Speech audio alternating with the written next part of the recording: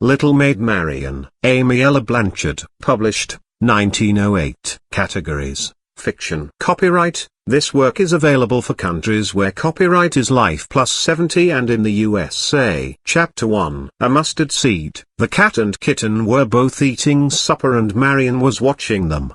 Her own supper of bread and milk she had finished, and had taken the remains of it to Tippy and Dippy. Marian did not care very much for bread and milk, but the cat and kitten did, as was plainly shown by the way they hunched themselves down in front of the tin pan into which Marian had poured their supper. In the next room Grandpa and Grandma Otway were sitting, and little bits of their talk came to Marian's ears once in a while when her thoughts ceased to wander in other directions. If only one could have faith to believe implicitly, Grandma Otway said. If ye have faith as a grain of mustard seed, and should say to that mountain, be ye removed, quoted Grandpa Otway. Marian sighed. They talked that way very often, she remembered, and she herself had grown to consider it quite as difficult as did her grandmother, to exercise complete faith. She had made numberless mighty efforts, and yet things did not come out as she supposed they ought. She sat gravely watching the cat and kitten lap up the last drop of milk and carefully clean the sides of the pan in a manner quite inelegant for humans,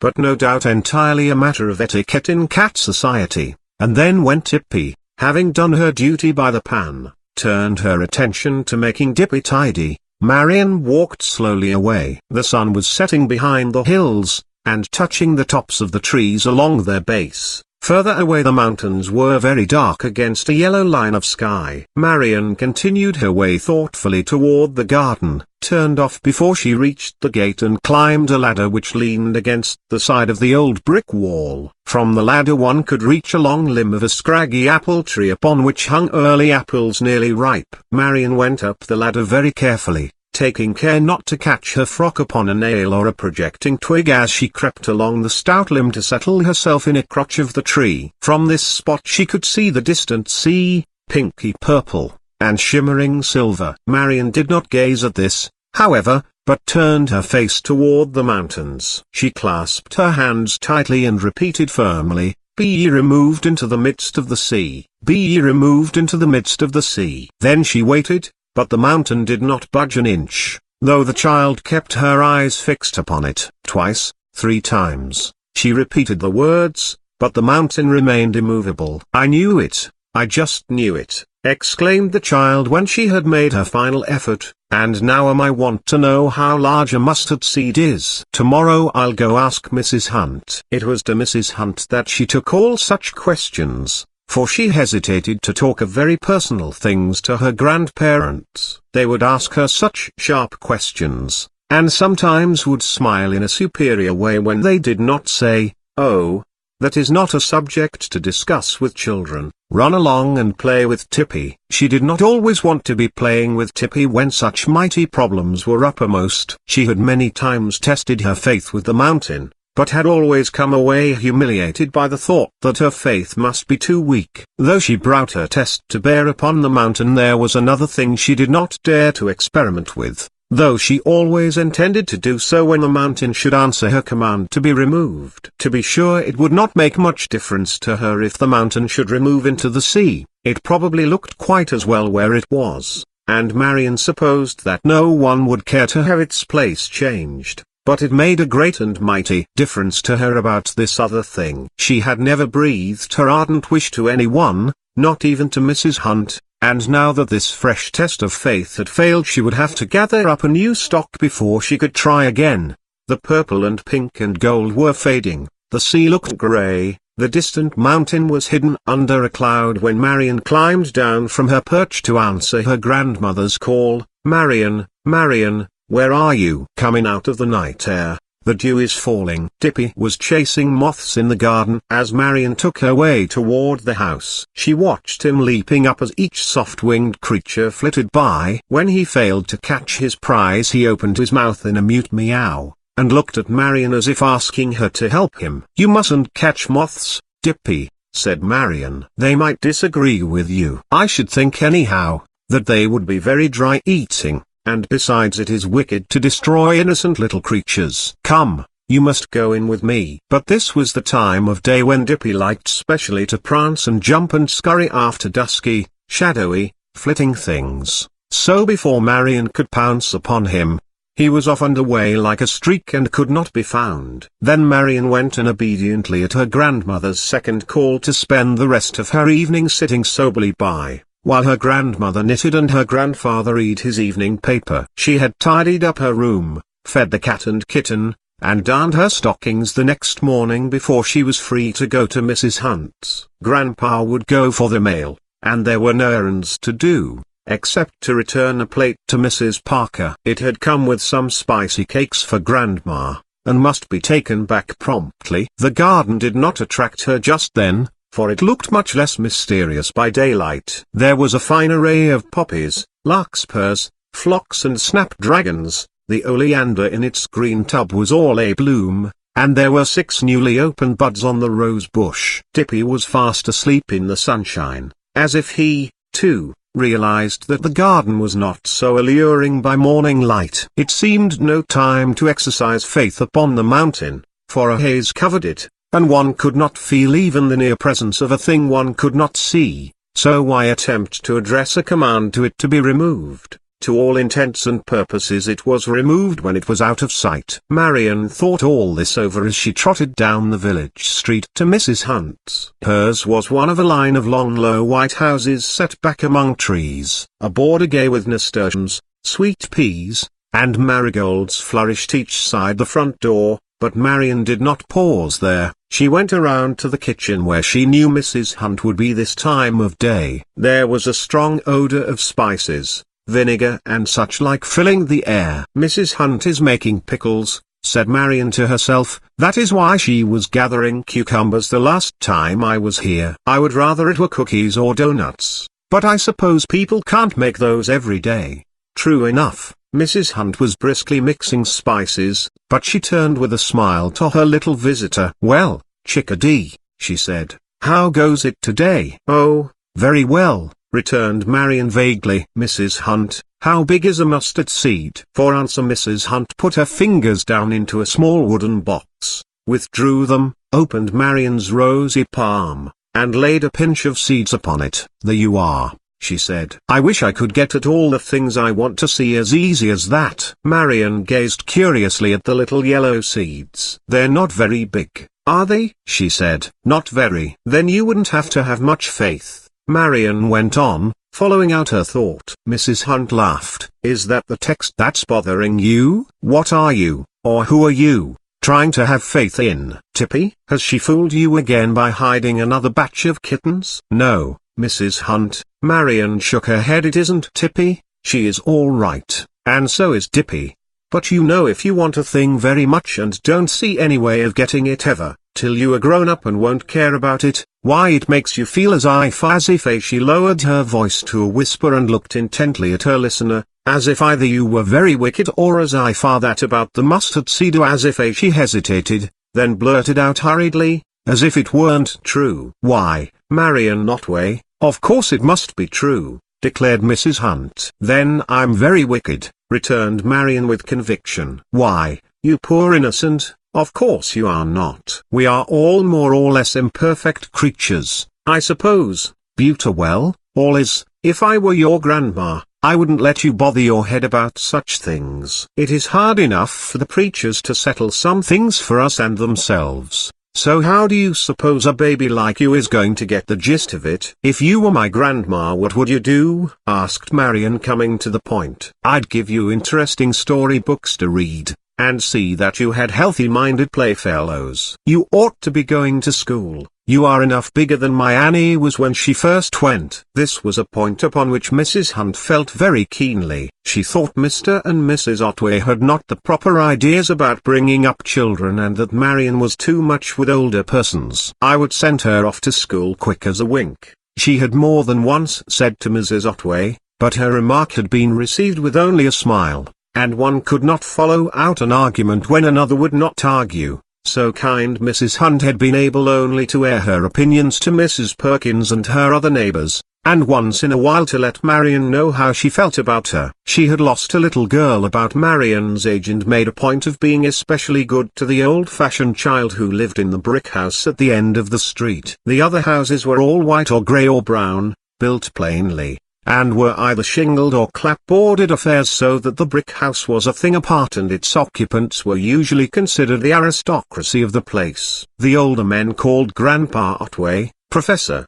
and the younger ones said, "Good morning, Doctor," when they met him. At the college where he had taught for many years he was still remembered as an absent-minded, gentle but decided person, strong in his opinions, proud and reticent, good as gold, but finding it hard to forgive the only son who left home and married against the wishes of his parents. When baby Marian's mother died, her father had written home, asking that his motherless baby might be taken in and reared in the American land which he still loved. So one day Marian arrived in charge of a plain German couple, but her father had not seen her since and he still lived in far-off Berlin. Once a year he wrote to his little daughter and she answered the letter through her grandmother. The letter always came the first of the year and the latest one had given an account of a German Christmas. It had enclosed some money for Marian to provide trinkets for her own tree the next year. Yet, alas, and here came the tragedy. Marian had never been allowed to have a tree. Her grandparents did not approve of such things. The money must go to the missions in foreign lands, and when the next missionary box was sent, Marian's Christmas money was sent with it in one form or another. Even if Grandpa and Grandma Otway had known what rebellious tears Marian shed and how she told Tippy that she hated the heathen, and that she didn't see why they couldn't go barefoot in a country as hot as China, and why they couldn't eat rice as well as she, and why missionaries had to have all sorts of things she didn't have, even if her grandparents had known that, they would have said that it showed a wrong spirit and that a little girl bid fair to become a hardened sinner, so she ought to be made to sacrifice her own pleasures to so good a cause. That would have been the least of it, for there would also have been a long lecture from both grandfather and grandmother with a longer prayer following, and there would probably have been an order that Marian must go without butter for a week that she might be taught to practice self-denial. So Marian had thought it wise to say nothing but to accept with as good a grace as possible the bitter necessity of giving up her Christmas tree. With the mustard seeds folded in her hand she stood watching Mrs. Hunt tie up her spices, but the seeds were forgotten when Mrs. Hunt said, "What will you do with a teacher living in your house and you not going to school? I'd like to know." Mr. Hunt says he rather guesses you'll not stay at home, but Mrs. Perkins says like as not your grandma will have her teach you out of hours and pay her board that way. As long as she is the daughter of a friend your grandpa would want to make it easy for her and they'll fix it up some way. Marian could scarcely believe her ears. "Coming to our house? Who is she? What is her name, Mrs. Hunt? When is she coming? Who told you?" Dear bless me, what a lot of questions. "Take care and don't get your sleeve in that vinegar, it'll take all the color out." "I'll wipe it up and then you can lean on the table all you want to." "There." "Well, you see it was Mrs. Leach told me. It seems this Miss Robbins is the daughter of one of the professors at the college where your grandpa was for so many years. He was one of the younger men, Mr. Robbins was, being a student under your grandpa when he first knew him. Now he is one of the professors with a big family and none too well off.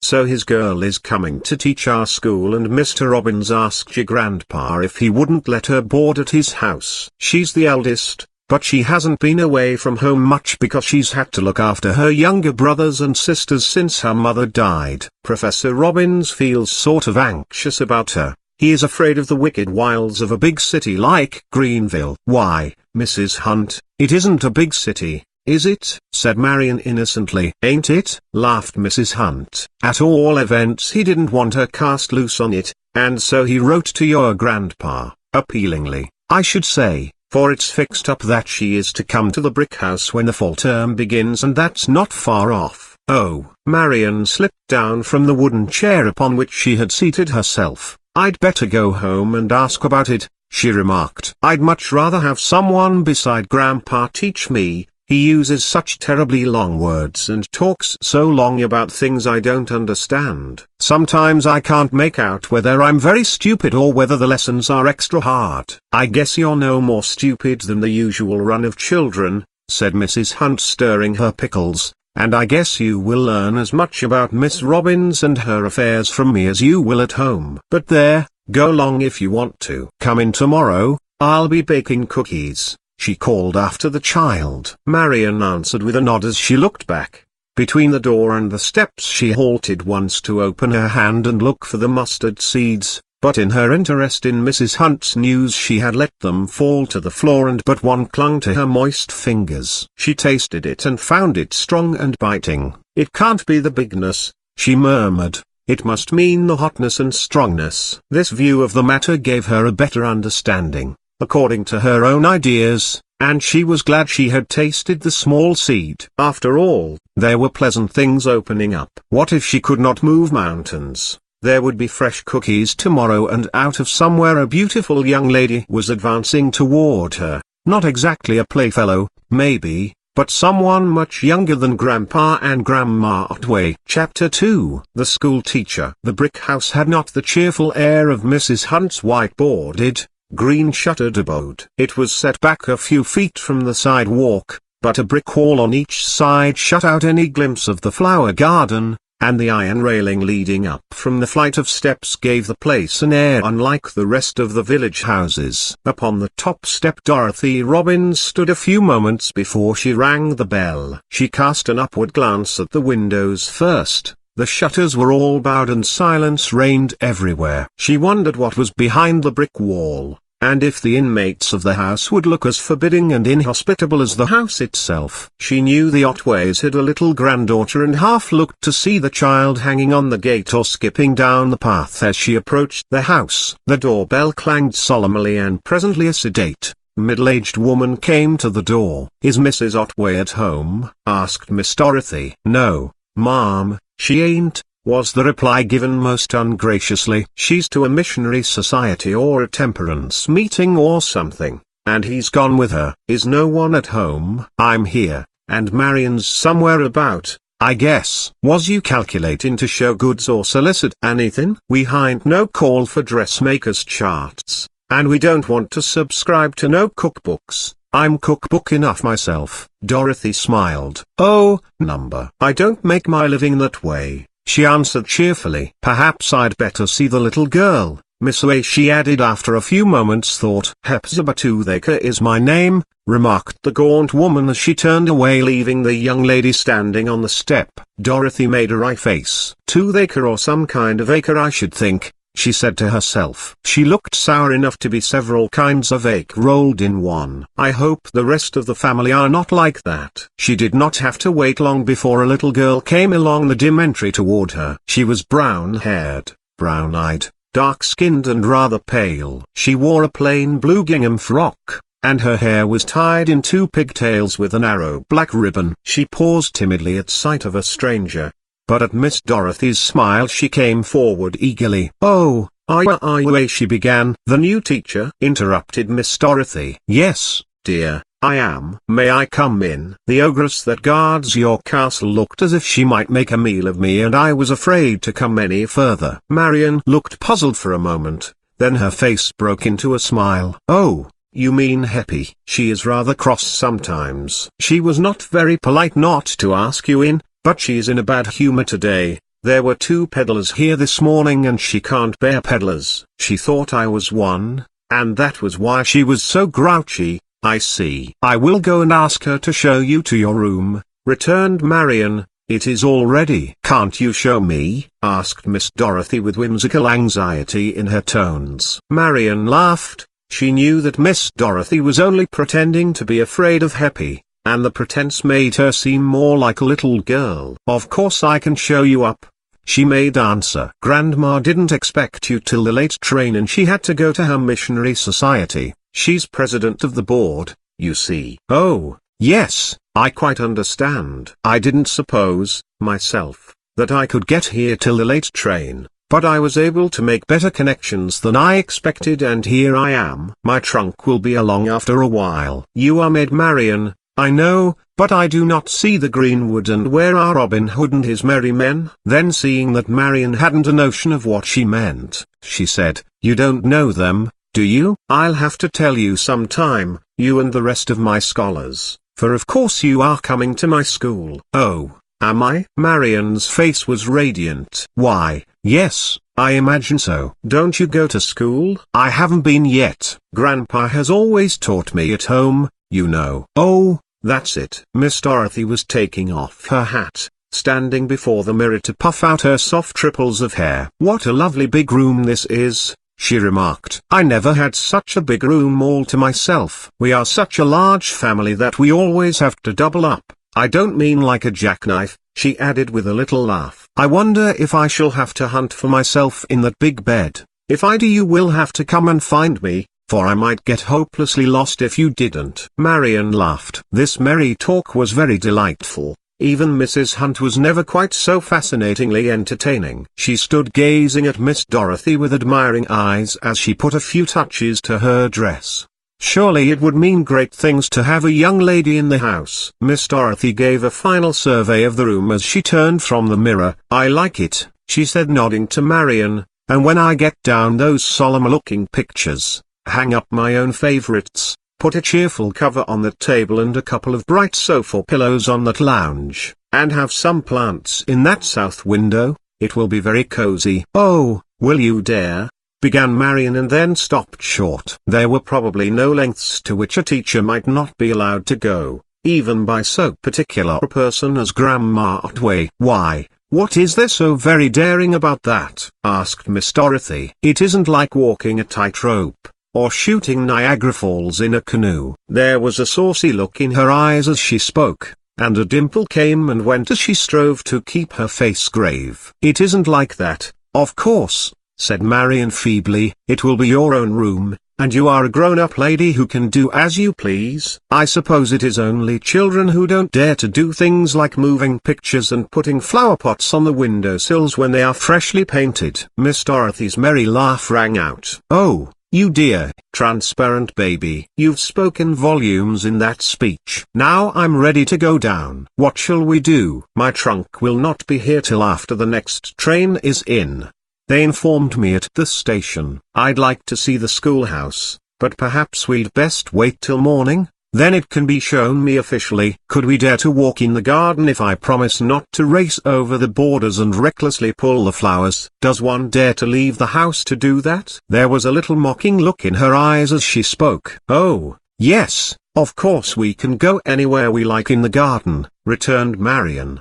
"Do come, and I will show you my apple tree. If you are not afraid to climb, you can see the ocean from my seat in the crotch, and the mountain, too," she added more soberly. "Don't suggest mountains yet," said Miss Dorothy, becoming sober too. "But there, I won't think about mountains. I've always managed them and I always intend to." Marian gazed at her with new intentness and drew nearer. "Can you manage mountains?" she asked wonderingly. "Why, yes. If you don't make them out of molehills it is easy enough." Marian pondered over this answer all the way downstairs, but could not make head or tail of it. She would ask further when she knew Miss Dorothy better. She felt quite assured that she would not be long in feeling as much at home with her as with Mrs. Hunt. As they passed the kitchen door near which the grim Hepzibah stood, Miss Dorothy drew her skirts aside and fled down the garden walk, giving a pretended scared look over her shoulder as she caught Marian's hand. "Don't let her get me, will you?" she said. Marian fell in with her mood and promised that she should not be delivered to the ogress, though in her heart of hearts she felt that a person who would dare to take liberties with Grandma Otway's best room surely could not be a very scary individual, and by the time they had reached the apple tree, she had decided that Miss Dorothy would probably have no fear of climbing to the very top, if she cared to. "The Garden of Hesperides and the Golden Apples!" exclaimed Miss Dorothy, settling down into the crotch and giving Marian a hand to help her to a seat by her side. "Isn't this too lovely for anything? It will be the finest place in the world to come and read fairy tales. Do you know many? I have brought a lot with me, and we'll have a lovely time here before it gets too cold to stay out." "I don't know many fairy tales," Marian answered doubtfully. Grandma doesn't exactly approve of them, at least she never tells me any. She says that Bible stories are entertaining enough for anyone, and she lets me read those simplified for the understanding of a child.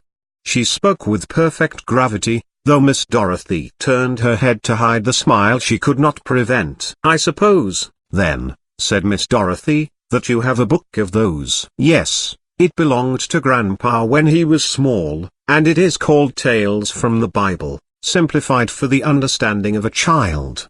I read it generally on Sundays. Mrs. Hunt knows about Cinderella and the glass slipper and about the pig that huffed and puffed till he blew the house down. Oh, I don't know that last one, said Miss Dorothy. You will have to tell me, and I'll tell you about the golden apples. Don't the apples smell good?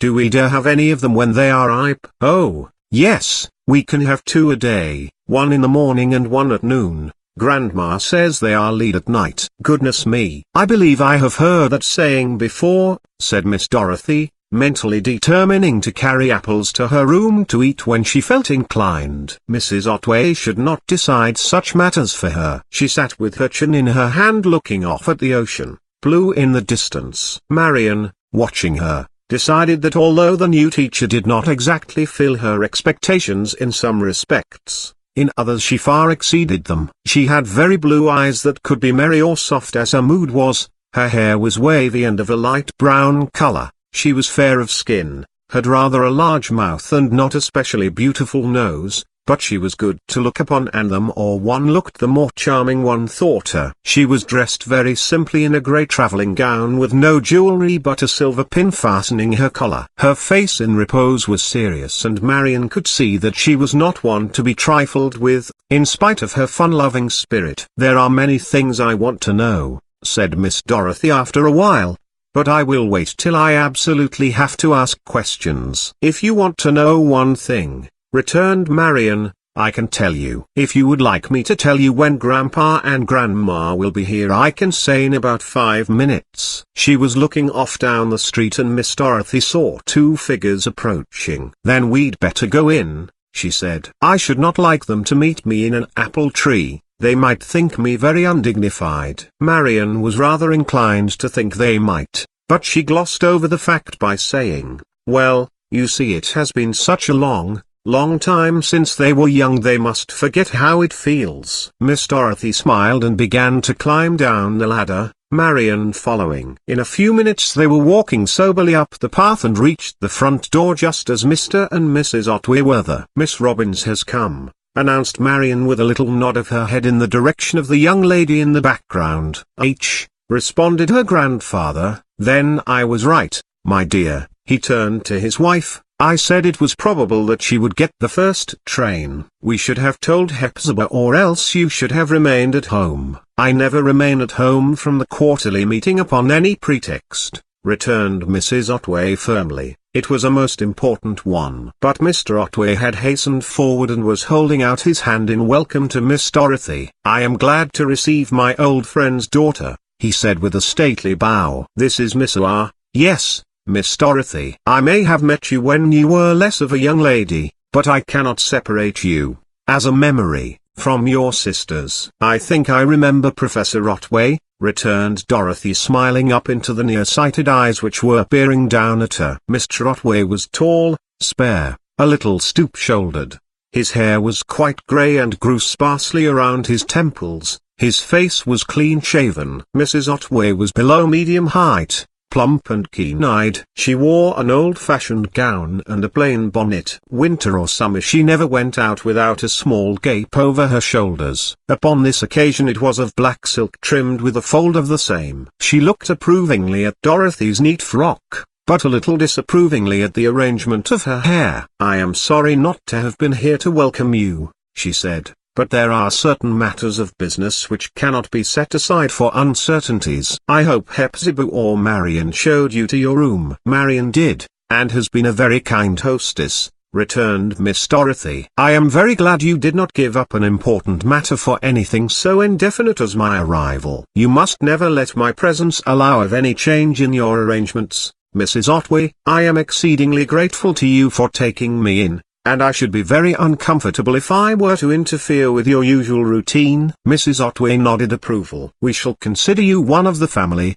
my dear Miss Robbins," she told her. "Marian, take my things upstairs." She gave her bonnet and cape to her granddaughter and led the way to the semi-darkened parlour, where she established herself in a haircloth rocking chair while Miss Dorothy seated herself upon the sofa. Marian laid the bonnet and cape carefully upon her grandmother's smooth bed and went down to tell Hepzibah that it was the teacher, who had arrived. She had not wanted to leave Miss Dorothy, in order to give the old servant this piece of information. But now that her chance had come, she went straight to the kitchen. Hepzibah was stalking about preparing supper. She looked up sharply as Marian entered. "Well," she said, "what's wanting?" "It's Miss Robbins, the teacher, Heppy," Marian told her. "You saw us go by down the garden, didn't you?" "Why didn't she say so?" returned Heppy in an aggrieved voice. "How's I to know she wasn't a book agent or a body selling homemade laces and embroidered shirt waists? She was carrying a bag and it might have been full of wares for all I knew. But she doesn't look like a peddler. Looks belie folks sometimes. Some of 'em is dressed as good as the best, in hats with feathers and kid gloves. She might have been that or anything, for all I could tell. I'll do just the same next time." She'd ought to have told her business right out, instead of hemming and hawing and asking was Mrs. Otway to home. That's the way they all do. Get the name next door and come as brazen as you please asking for Mrs. this and that. I'd like to know who's to tell the sheep from the goats. "I would know in a minute that Miss Dorothy wasn't a goat," said Marian. "Oh, you know a heap, don't you?" replied Heppy scornfully. "If you knew so much, why didn't you tell me who it was first off?" "I didn't know exactly who it was, but I could easily guess, for I knew the teacher was coming sometime soon." "I don't see why your grandma didn't say I was to look out for her," Heppy went on with a new grievance. "Maybe she thought you would know, because you helped get her room ready, and knew she was expected." Marian made excuse. "As if I could remember anything on a Saturday, when I'd been pestered to death, answering the door a dozen times, while I was cleaning my kitchen. She might have chose some other day to come. She has to begin school on Monday, and besides that would be just as bad, for it would be wash day and you are cross always then, Heppy. You know you are." Heppy turned on her. "You just go out of here,"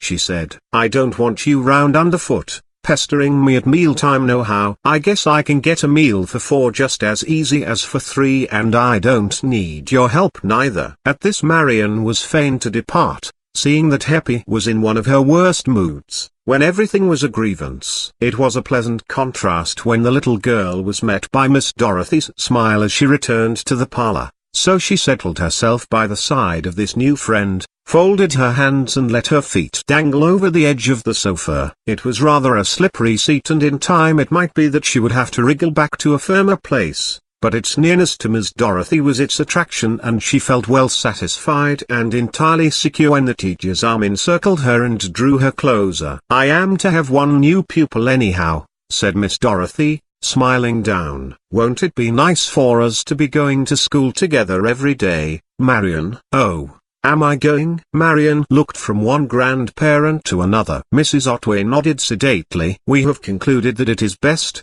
she said. "Your grandfather has many affairs to attend to, and it is a tax upon his time to teach you. Therefore, since you will not need to go to school unattended, we think it best. We shall see how it works, at all events, and if it seems wise to withdraw you later, we can do so." Marian gave a long sigh of satisfaction, but said nothing. She was constantly told that little children should be seen and not heard, and moreover she thought it might hurt her grandfather's feelings if she showed too much pleasure at the change. Yet when she gave the new teacher a glad smile, Miss Dorothy realized that the prospect of school was a pleasant one to at least one of her pupils. Chapter 3. A New Road. Instead of sitting in a straight-backed chair in her grandfather's study, conning over dry lessons while Mr. Otway wrote or read, it was quite a different experience for Marian to go to school to Miss Dorothy in a cheerful little schoolhouse where 20 other girls were seated each before her particular desk. Lessons with Grandpa Otway had been very stupid, for he required literal, word-for-word, gotten-by-heart pages, had no mercy upon faulty spelling, and frowned down mistakes in arithmetic examples. He did not make much of a point of writing, for he wrote a queer, scratchy hand himself, and so Marian could scarcely form her letters legibly, a fact of which she was made ashamed when she saw how well Ruth Deering wrote, and discovered that Marjorie Stone sent a letter every week to her brother at college. However, the rest of it was such an improvement upon other years, that every morning Marian started out very happily, book bag on arm, and Miss Dorothy by her side. The first day was the most eventful, of course, and the child was in a quiver of excitement. Her teacher was perhaps not less nervous, though she did not show it except by the 2 red spots upon her cheeks. It was her first day as teacher as well as Marian's, as one of a class in school. But all passed off well. The 20 little girls with shining faces and fresh frocks were expectant, and the new teacher quite came up to their hopes. Marian already knew Ruth Deering and Marjorie Stone, for they were in her Sunday school class, and some of the others she had seen at church. Alice Evans sat with her parents just in front of the Otways' pew, so her flaxen pigtails were a familiar sight, while Minnie Keating's big brown bow of ribbon appeared further along on Sunday mornings. Marian felt that she did quite as well as the other girls in most things, and was beginning to congratulate herself upon knowing as much as anyone of her age, when she was called to the blackboard to write out a sentence. At her feeble effort, which resulted in a crooked scrawl, there was a subdued titter from the others. For one moment the new scholar stood, her cheeks flaming, then with defiant face she turned to Miss Dorothy. "I can spell it every word," she said, "if I can't write it." Miss Dorothy smiled encouragingly, for she understood the situation. "That is more than many little girls of your age can do," she said. "Suppose you spell it for us, then." With clenched hands Marian faced her schoolmates. "Separate syllables, and enunciate with distinct emphasis," she finished triumphantly, without looking at the book. "That is a very good test," said Miss Dorothy. "You may take your seat. Now, Alice, I will give out the next sentence, and you may spell it without the board." And the day was saved for Marian. After this she triumphantly gave the boundaries of several countries, told without hesitation the dates of 3 important events in history, carried to a correct finish a difficult example in long division, and when the hour came for school to close she had won her place. Yet the matter of writing was uppermost in her mind as she walked home, and she said shamefacedly to Miss Dorothy, "Isn't it dreadful for a girl of my age not to know how to write?" "It isn't as if it were a thing that couldn't be learned," Miss Dorothy told her for her encouragement, "but you must hurry up and conquer it. You might practice at home between times, and you will be surprised to find how you improve." "Have you never written letters to your father?" Marian shook her head. "Not really myself. Grandma always writes them for me." Then she added, "So of course she says just what she pleases. I'd like to say what I please, I think. I am sure your father would like it better if you did. I know when my father was away from home the letter that most pleased him was written by my little sister Patty when she was younger than you." "How old is she now?" asked Marian. "Just about your age. She can write very well, but you can distance her in spelling and arithmetic." "I'll catch up with her in writing," decided Marian, "and maybe she will catch up with me in the other things." "I'll tell her what you say," said Miss Dorothy. "That will be an incentive to you both. I should like you to know our Patty. She is our baby, and is a darling." "I should like to know her," returned Marian warmly. "I'll tell her to write to you," promised Miss Dorothy. "Oh, good. I never have letters from anyone but Papa, and he writes only once a year. I wish he would write oftener, for his letters are so nice, and I do love him, though I haven't seen him since I was a baby. Perhaps if he knew you really cared so much to hear, he would write." "Why don't you send him a letter and tell him?" "Oh, but just see what a fist I make at writing." "I will tell him as soon as I can write better, although," she added with a sigh, "that seems a long time to wait." Miss Dorothy was thoughtfully silent for a few minutes. "I will tell you what," she said presently. "I have a small typewriting machine which I will teach you how to use. It is very simple, and you spell so nicely that it will be no time before you could manage a perfectly legible letter to your father." "Oh, Miss Dorothy, I do love you, cried Marian. "That is such a delightful idea. What an angelic sister Patty has." Miss Dorothy laughed.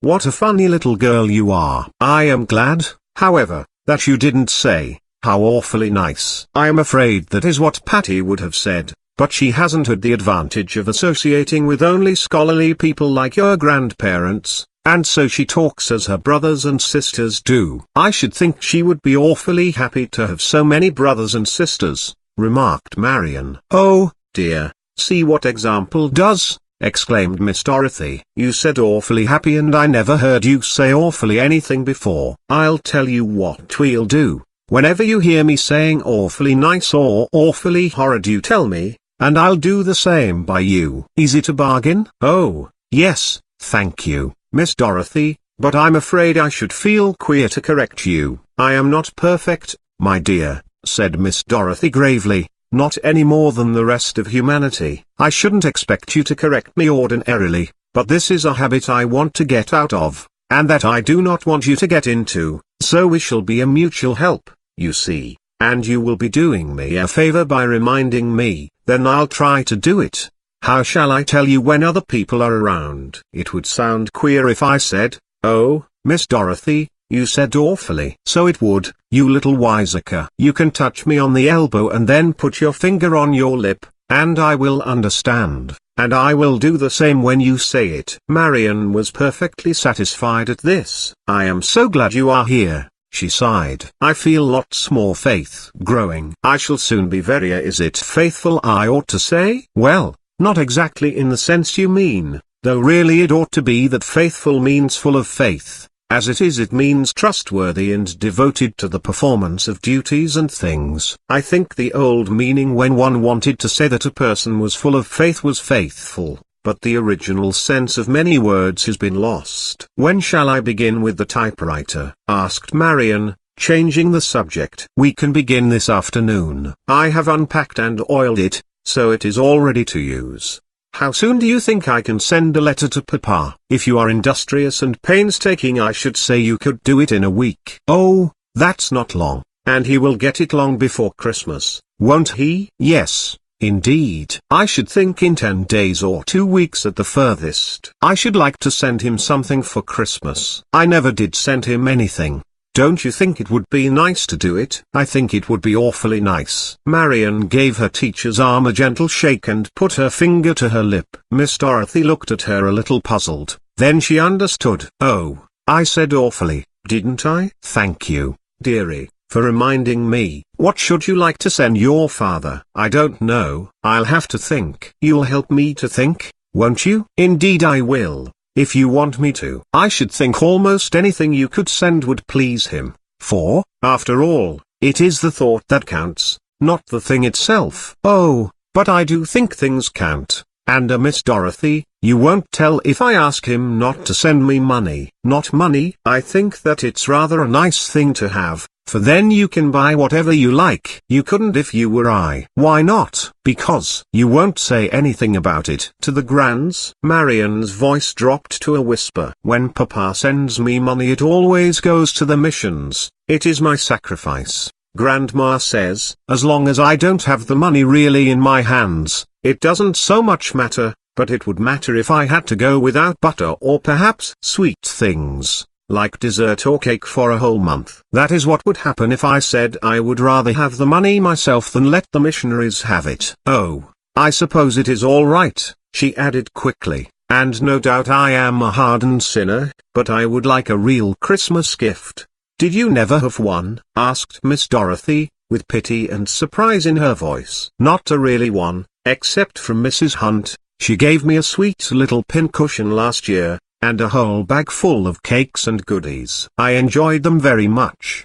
"Did your grandparents give you nothing at all?" "Oh, yes. I had a new hat, and gloves and handkerchiefs. I was pleased to have them of course, but I would like something real Christmassy and a foolish." "You blessed child, of course you would," and Miss Dorothy mentally determined that the next Christmas should provide something real Christmassy for her little companion. Marian was silent for a while, then she asked, "Do you have a Christmas tree at your house?" "Why, yes, always. and we all hang up our stocking from father down to Patty. Don't you? No, I never did, and I never had a tree. Why, you poor dear child, exclaimed Miss Dorothy, surprised out of discretion. There doesn't anyone know how much I want it, said Marian in part excuse. But I do. That is what I meant about moving mountains and faith. Do you believe if I had a great deal of faith, as sharp and strong as a mustard seed, that the Lord would send me a tree? I never told anyone before about it, but you understand better than Mrs. Hunt. I thought once or twice I would ask her, but she might laugh, and I don't want anyone to laugh, for it is very solemn. She peered anxiously up into Miss Dorothy's face to see if there were a suspicion of amusement there. But Miss Dorothy looked as grave as anyone could wish. I think faith can do a great deal, my dear little girl, she said gently. It can move mountains.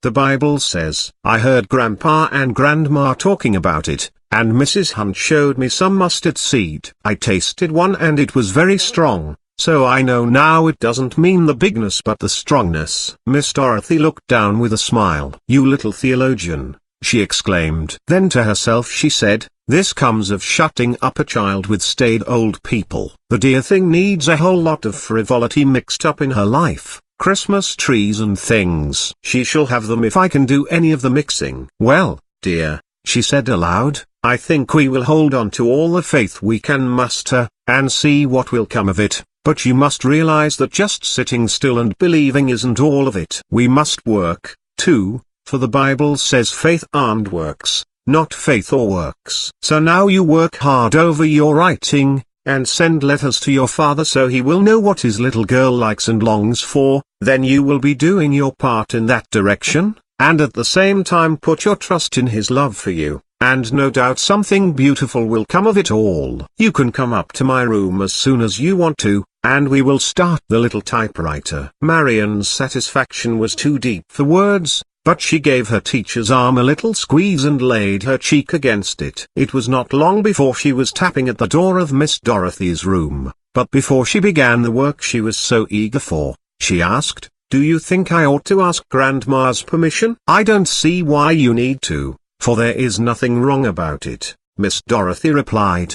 But if you feel as if you should, you can run down and tell your grandmother what you are going to do. You can say that I am going to teach you to use my little machine, and surely she will not object. But Mrs. Otway was off upon some charity bent, and Marian returned feeling that she had done her duty in making the attempt to tell. Then she and Miss Dorothy had great fun over the little machine, which seemed so complicated at first, but which gradually grew more and more familiar, so that at the end of an hour under Miss Dorothy, Marian was able to write out several lines quite creditably. These she took down and proudly showed to her grandfather. First rate, he exclaimed. Keep on, my child, and after a while you will be able to copy out my papers for me. A great assistance that would be. I shouldn't wonder but in time you would make me an excellent secretary. Under this praise Marian's qualms of conscience were eased. If Grandpa approved, that was enough. Her next impulse was to run to Mrs. Hunt's to show off her new accomplishment,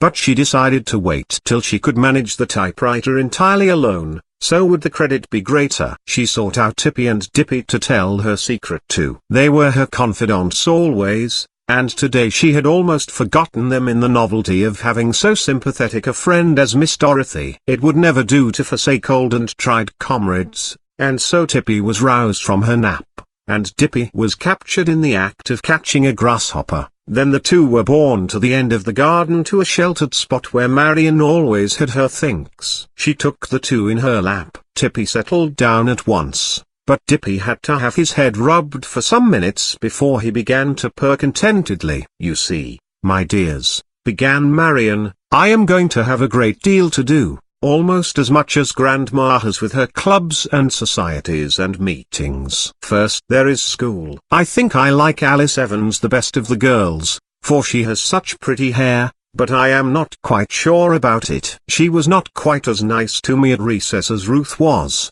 so maybe I shall like Ruth best. I am sure I shall love Patty. I wish she had come here with her sister. It must be lovely, Tippy, to have a sister, though I suppose you don't think as I do, for you had a sister once and now you don't care anything about her. for you fizzed at her the other day when she came in our garden. I saw you and heard you, too, and I was very much shocked. What was I talking about? Oh, yes, about so much to do. I'll have lessons to study at home after this, I suppose. We didn't have any real lessons today, just trial things. And I did such awful, really awful writing on the blackboard that the girls all giggled. I just hated that, and I felt like crying or like running away and never going back, but I realized that it wouldn't do to do either, so that is another thing I must do. I must practice writing at home. I wonder where I shall get paper and things to do it on. I'll have to ask Miss Dorothy about that. She is such a dear, Tippy, and she likes cats. She said so. I never used to think that anyone could be as nice as Mrs. Hunt, but Miss Dorothy is nicer in some ways, for she understands just how you feel about everything, and Mrs. Hunt doesn't always. She is as kind as can be, but she thinks that when you ask questions, if she answers with a cookie or a donut, you will be satisfied. It does satisfy your mouth, of course, but it doesn't satisfy the thinking part of you. Sometimes I go down there just bursting with things I want to know, and when I ask her, she says, "Oh, don't bother your little head about such things, there is a plate of cakes in the pantry, go help yourself." Now, Miss Dorothy isn't that way at all. She just reaches her thinks down to yours and they go along together till you come out all clear and straight, like coming out of the woods into an open sunshiny place where there is a good path. Now, Tippy, we've got to think of something to send Papa for a present. I don't suppose you are interested in such things, but I think everyone ought to be. Maybe Patty can help me out. She must be a very bright child. Miss Dorothy says she is. There. I hear Happy clattering the milk pan. It is time to see about your supper. So saying, Marian put down the two cats and started for the house, her pets following at her heels, knowing the sound of a milk pan as well as she. Chapter 4. Companions. The first week of school passed very rapidly, and by the time Friday afternoon came, Marian felt quite at home with her schoolmates. She had finally decided that Ruth would be her best friend next to Patty, whom she always held in reserve as filling her needs exactly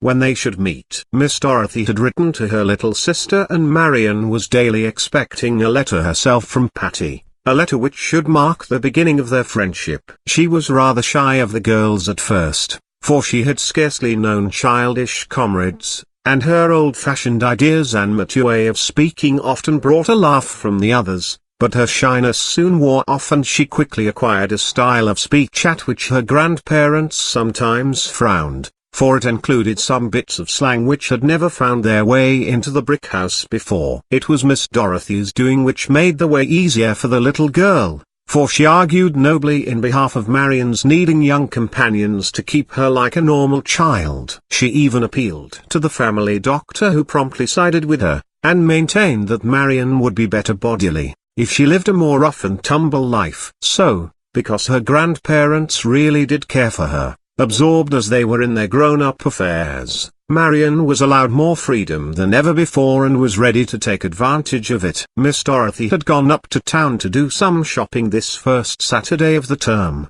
and Marian bethought herself of its being baking day at Mrs. Hunt's. So, as this was always one place she could always go without asking permission, she simply stopped at the sitting-room door and announced, "I am going down to Mrs. Hunt's, Grandma." Mrs. Otway, at work upon a financial report, did not look up from her columns of figures, but merely nodded in reply, and Marian ran on down the street between the double rows of trees, till she came to Mrs. Hunt's. This time it was the odor of baking which greeted her as she advanced toward the kitchen, and Mrs. Hunt was in the act of taking a pan of nicely browned cookies from the oven as her visitor appeared. "Well, well, well," she exclaimed, "just in time. Seems to me school keeps some folks amazingly busy. I've not seen you for a week, have I? But there, I'm glad enough you're turned out at last. Let me see how you look. School agrees with you, I can see that. Sit down there on the step and eat a cookie.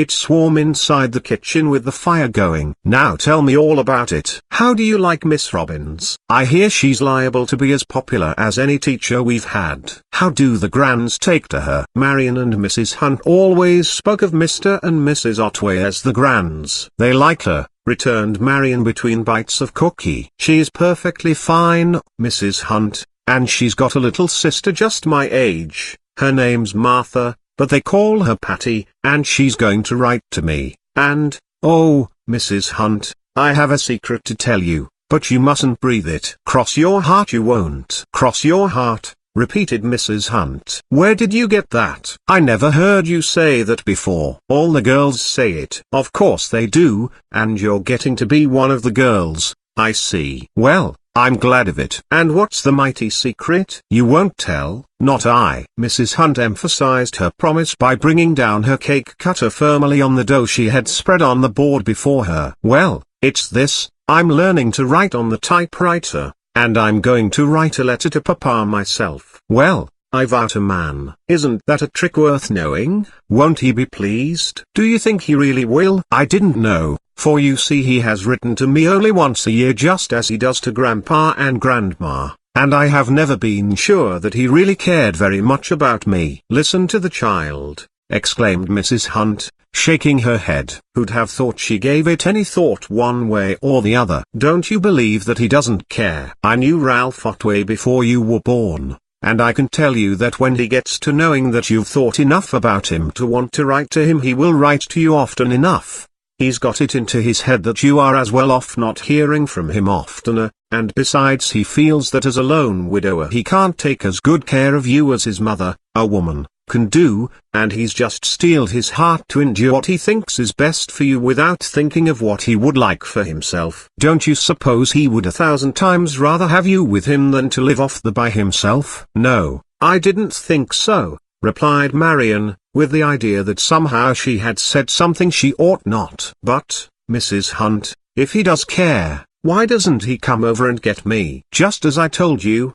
Because he thinks you are better off here with your kith and kin. What would you do all day alone, with him off at his business and you by yourself in lodgings or a boarding house? I'd like to know. He wouldn't want to send you to boarding school, for then you'd not be so well off as where you are. Oh, no, don't you be getting it into your head that your father doesn't care for you. Mrs. Hunt made decided plunges at the yellow dough at each attack, leaving behind a scalloped circle. How I talk, she said as she deftly lifted the cookies into a pan, but my tongue runs away with me sometimes. When do you think you'll be smart enough to get that letter off? Oh, in another week, perhaps. Miss Dorothy thinks I will. Humphrey. That's quick enough work. Here, don't you want to go down into the garden and get me a few tomatoes? I thought I'd stew some for dinner, and I can't leave my baking very well. This was something Marian always liked to do. So she took the little round basket Mrs. Hunt handed her and was soon very busy among the tomato vines. She was watching a big yellow butterfly bury itself in an opening flower when she heard a voice on the other side of the fence say, "Hello," and looking up she saw Marjorie Stone and Alice Evans smiling at her. "What are you doing?" asked Marjorie. "I didn't know you lived here." "I don't," said Marian going toward her. "I just came to see Mrs. Hunt and I am getting some tomatoes for her. Most everything else has gone. There used to be lovely currants and raspberries over there, and there were a few blackberries." "We know where there are some blackberries still, don't we, Alice?" said Marjorie. "Yes, they have ripened late. They're not so very big, but we are going to get them. We're going to take our lunch with us and gather all we can find." "If you bring some lunch you can go too," said Marjorie amiably to Marian. "Oh, is it a picnic?" "Just a little one. 3 or 4 of us were going, but 2 of the girls can't go. One has to stay at home and take care of the baby, and the other has gone to town with her mother, but maybe Alice's big sister, Stella, will go with us." "Is it very far?" "Not so very. We've often been there." "You go get your lunch and put it in a tin bucket, or a basket, so you will have something to carry your blackberries home in. We'll wait here for you if you hurry." Much excited, Marian ran back to the house. This came of having schoolmates. A picnic this very first Saturday. and the blackberrying thrown in. She set down the little basket on the kitchen table and exclaimed, "Oh, Mrs. Hunt, what do you think? Marjorie Stone and Alice Evans want me to go on a picnic with them. They're going blackberrying and it isn't very far, but I'll have to take my lunch in something to gather the blackberries in." And away she paused for breath. "Just those two going?" "No, Alice's big sister, Stella, is going." "Oh." Mrs. Hunt nodded her head in a satisfied way. "Do you think I would have time to go home?" Marian asked anxiously. "They said they were in a great hurry." "What is the use of your going home? I can put you up a little lunch easy as not. Here's these cookies, and I've baked turnovers, too. There's a basket of nice good apples in the pantry. You can have one of those, and I'll whisk together some sandwiches in the shape of a sheep's tail." "Oh, that would be perfectly fine." "Do you think Grandma would mind?" "She oughtn't to. She's done the same thing lots of times herself." Oh, this fact certainly set things all right, for surely no grown person could be so absolutely unjust and inconsistent as to blame a child for doing what she had done, not once, but often herself. So Marian was quite assured, and smilingly watched Mrs. Hunt's kind hands pack a lunch for her. "Now," said the good woman when she had tucked a red napkin over the top of the basket, "run along and have a good time. I guess all the quarts of blackberries you get won't make many jars of jam, but you'll have just as much fun. If I get the chance I'll run up to your grandma's or send word that you won't be home to dinner. Maybe I'll see your grandpa as he comes back from the post office." And so,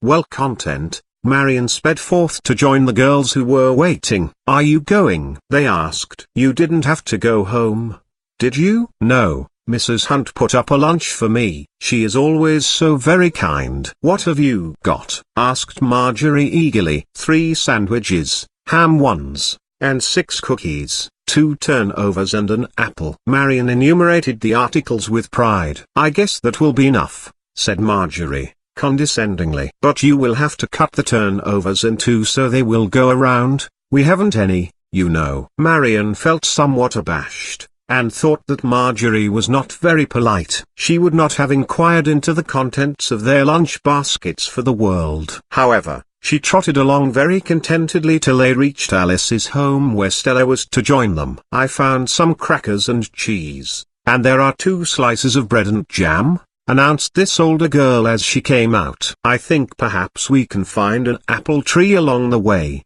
Did you bring anything, Marjorie?" "Yes, I have something in here." Marjorie swung her tin bucket in air. "Then we'd better start," continued Stella. "Who is that with you?" "Oh, I see, it is Marian Otway." "Hello, Marian." "How do you do?" said Marian. She had never seen Stella except from across the church. She considered her quite a young lady, although she was only 14, but she was tall for her age and had an assured air. The weather was warm, as it often is in early September, and as they trudged along the dusty road with the noonday sun beating down upon them, Marian thought it was anything but fun. Stella, however, kept encouraging them all by telling them it was only a little further, and that when they came to a certain big tree they would sit down and eat their lunch. The tree seemed a long way off, but at length it was reached, and the 4 sat down to rest under its shade. "Oh, I do wish I had a drink," sighed Alice. "I am so thirsty." "So am I," exclaimed the others. "Maybe there is a spring near," said Stella. "There is a house over yonder. Perhaps they could let us have some milk." "But we haven't any money to pay for it," said Alice. "So we haven't." "Well, we'll have to ask for water." It was very stupid to think of only being hungry and not of being thirsty. "We could have brought some milk as well as not." "Let us have your tin bucket, Marjorie, and you and Alice go over and ask for some water." "I'm too tired," complained Marjorie. "If I lend you my bucket I think someone else ought to go for the water." "Oh, all right," said Stella with a disdainful smile. "I am sure Marian will be accommodating enough to go with Alice, although you have walked no further than they did." "You will go, won't you, Marian?" At this direct appeal, Marian could not refuse to go, and arose with alacrity to do Stella's bidding. "Empty your bucket into my basket," said Stella to Marjorie, at the same time taking off the lid. Marjorie made a dive into the bucket and hastily secured a small package wrapped in paper, consenting to Stella's putting the 2 biscuits and the 1 banana that remained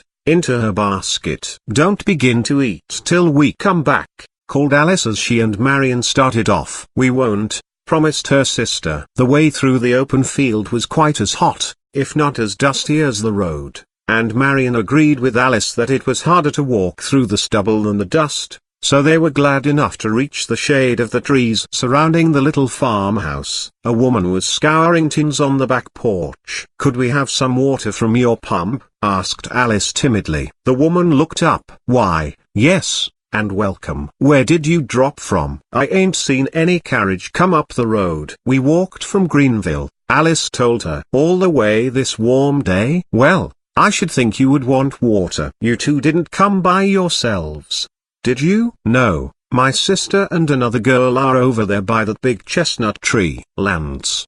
Then why didn't you go to the spring?" "T ain't but a step, just a ways beyond the tree down in that little hollow." "I think the water's better and colder than the pump water, but you can have either you like." "Perhaps, though, you'd like a glass of milk." "But there, you just wait. I know something better than that. Just sit down and cool off while I fetch something for you to take back." "Don't take a drink till you set a while, you're all overheated." "What do you suppose she's going to give us?" whispered Alice. Marian shook her head. "I'd like water better than anything, but she said we'd best wait and I'm going to." "Then I will," said Alice, not to be outdone. Presently the woman returned with a pitcher upon which stood cool beads of moisture, while the clinking sound of ice from within suggested deliciousness to the thirsty. Setting down a glass, the woman poured something into it, and then handed the glass to Marian, who politely offered it to Alice. It was quickly accepted and Alice took a satisfying draught. "It is lemonade," she said, "and it is, oh, so good. I never tasted anything so good." The woman laughed. "You never were more thirsty, maybe." "Take your time, I'll get another glass." She stepped inside to supply Marian with the same treat. "I'll pour the rest into your pail," she said. "It will go good with your lunch. I made a whole bucket full this morning thinking maybe my husband's folks might come over for Sunday and would be thirsty after their long drive, but it's too late for them now. They always start by sunup and get here before dinner. They won't be here this week, so you come in for what they don't." "I'm glad they didn't come," said Alice, setting down her glass. The woman laughed. "It's an ill wind that blows nobody good, they say." "Here's your pail, there's ice enough to keep it cool for some time." "Thank you so very, very much," said Marian earnestly. "If I get enough blackberries I'll surely bring you some." "Bless the child." "You needn't, for I have had all I need, and have put 'em up till I'm sick of the sight of 'em." "Keep all you get and I'm sure you're welcome. Their time is about over and what you get won't be worth much." "I'm sure you're welcome to your drink." She fell to scouring again, and the girls departed bearing the bucket carefully. "Wasn't she kind?" said Marian, in grateful remembrance. "And isn't it nice to know about the spring?" "Be careful," cried Alice in alarm, for just here Marian struck her foot against a stubbly growth and came near falling, but recovered her footing. "Let me take it," said Alice, grasping the handle of the bucket. "I'm sure I shall be glad if you will," replied Marian in a relieved tone. "It would be too dreadful to spill any of that delicious stuff." However, it was borne safely the rest of the way, and it is needless to say that it was appreciated by the waiting pair, though Marjorie complained that they had been such a long time in getting it. "I should think it was worth being long to get what we did," said Alice severely. "Well, anyhow, I think Stella and I ought to have the most," said Marjorie, "for you each had a glass full up at the house and we haven't had any.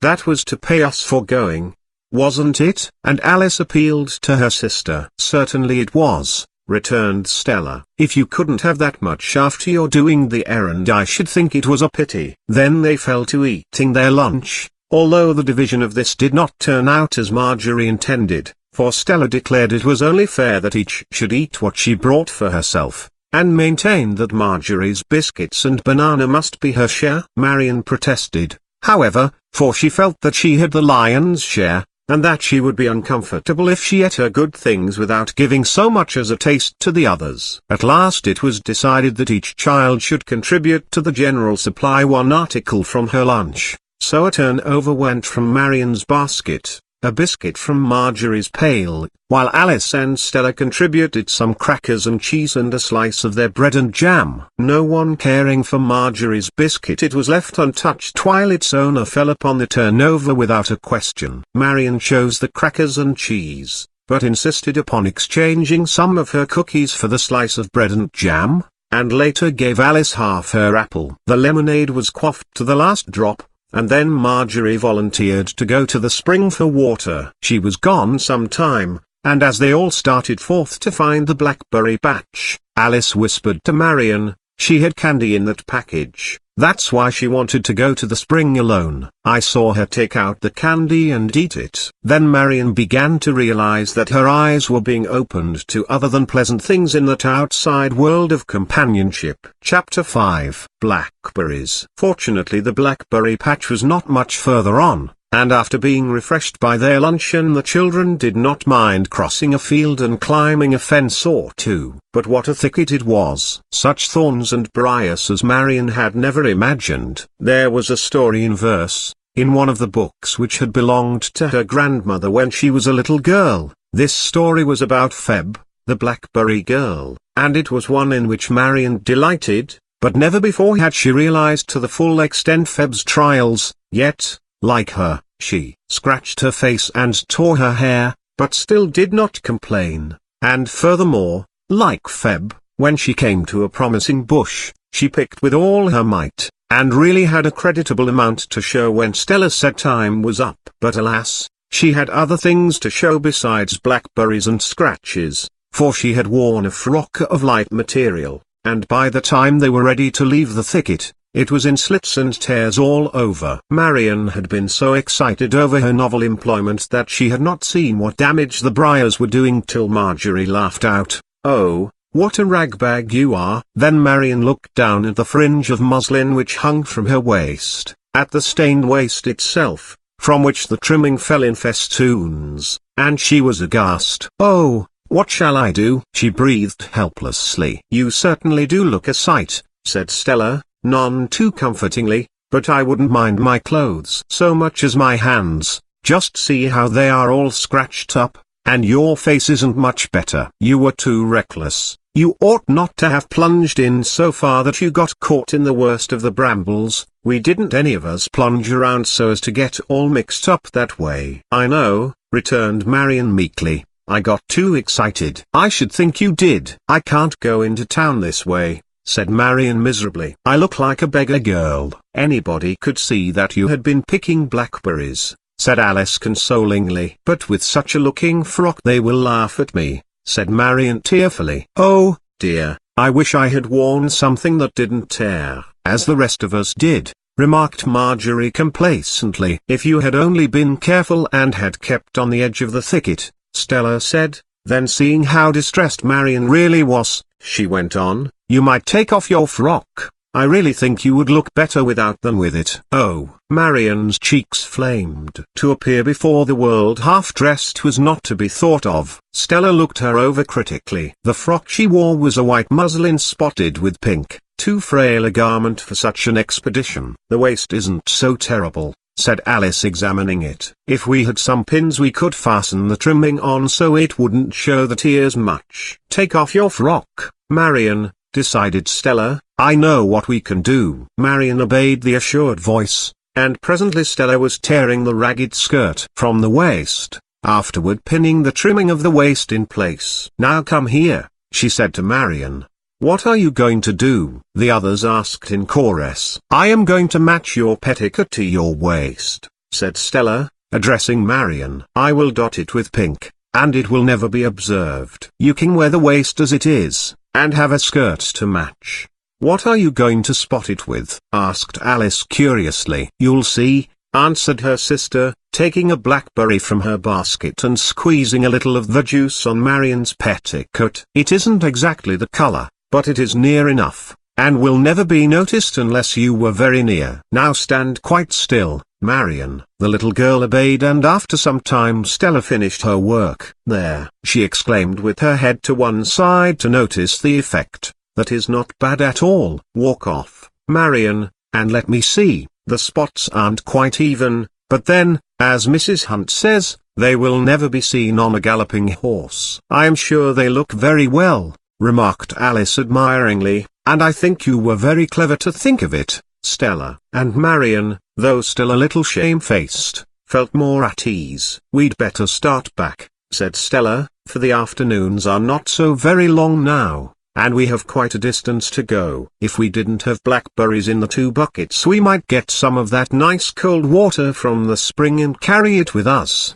said Alice, "and then if we were thirsty we should have something to drink." "It wouldn't be a bad plan," agreed Stella. "I'll tell you what we can do. Marjorie can pour her berries in our bucket and we can use hers for the water. Our bucket is so big that it will easily hold ours and hers, too." "I'd like to see me do it," spoke up Marjorie. "I'd be sure not to get back as many as I put in." Stella curled her lip and lifted her eyebrows scornfully. "You needn't be afraid," she said. "Nobody wants one of your old berries. If you are so particular, it is very easy to separate them by putting a layer of leaves on top of ours, and yours on top of that, and then there will be no mixing, and we shall be sure to get all that belongs to us." Marjorie agreed to this arrangement, being quite ready to have a supply of water on hand, and so Stella carefully arranged the berries and said she would carry the bucket herself and that Marjorie and Alice could take turns in carrying the water. So, after everything was adjusted, they set off toward the town, following the dusty road by which they had come.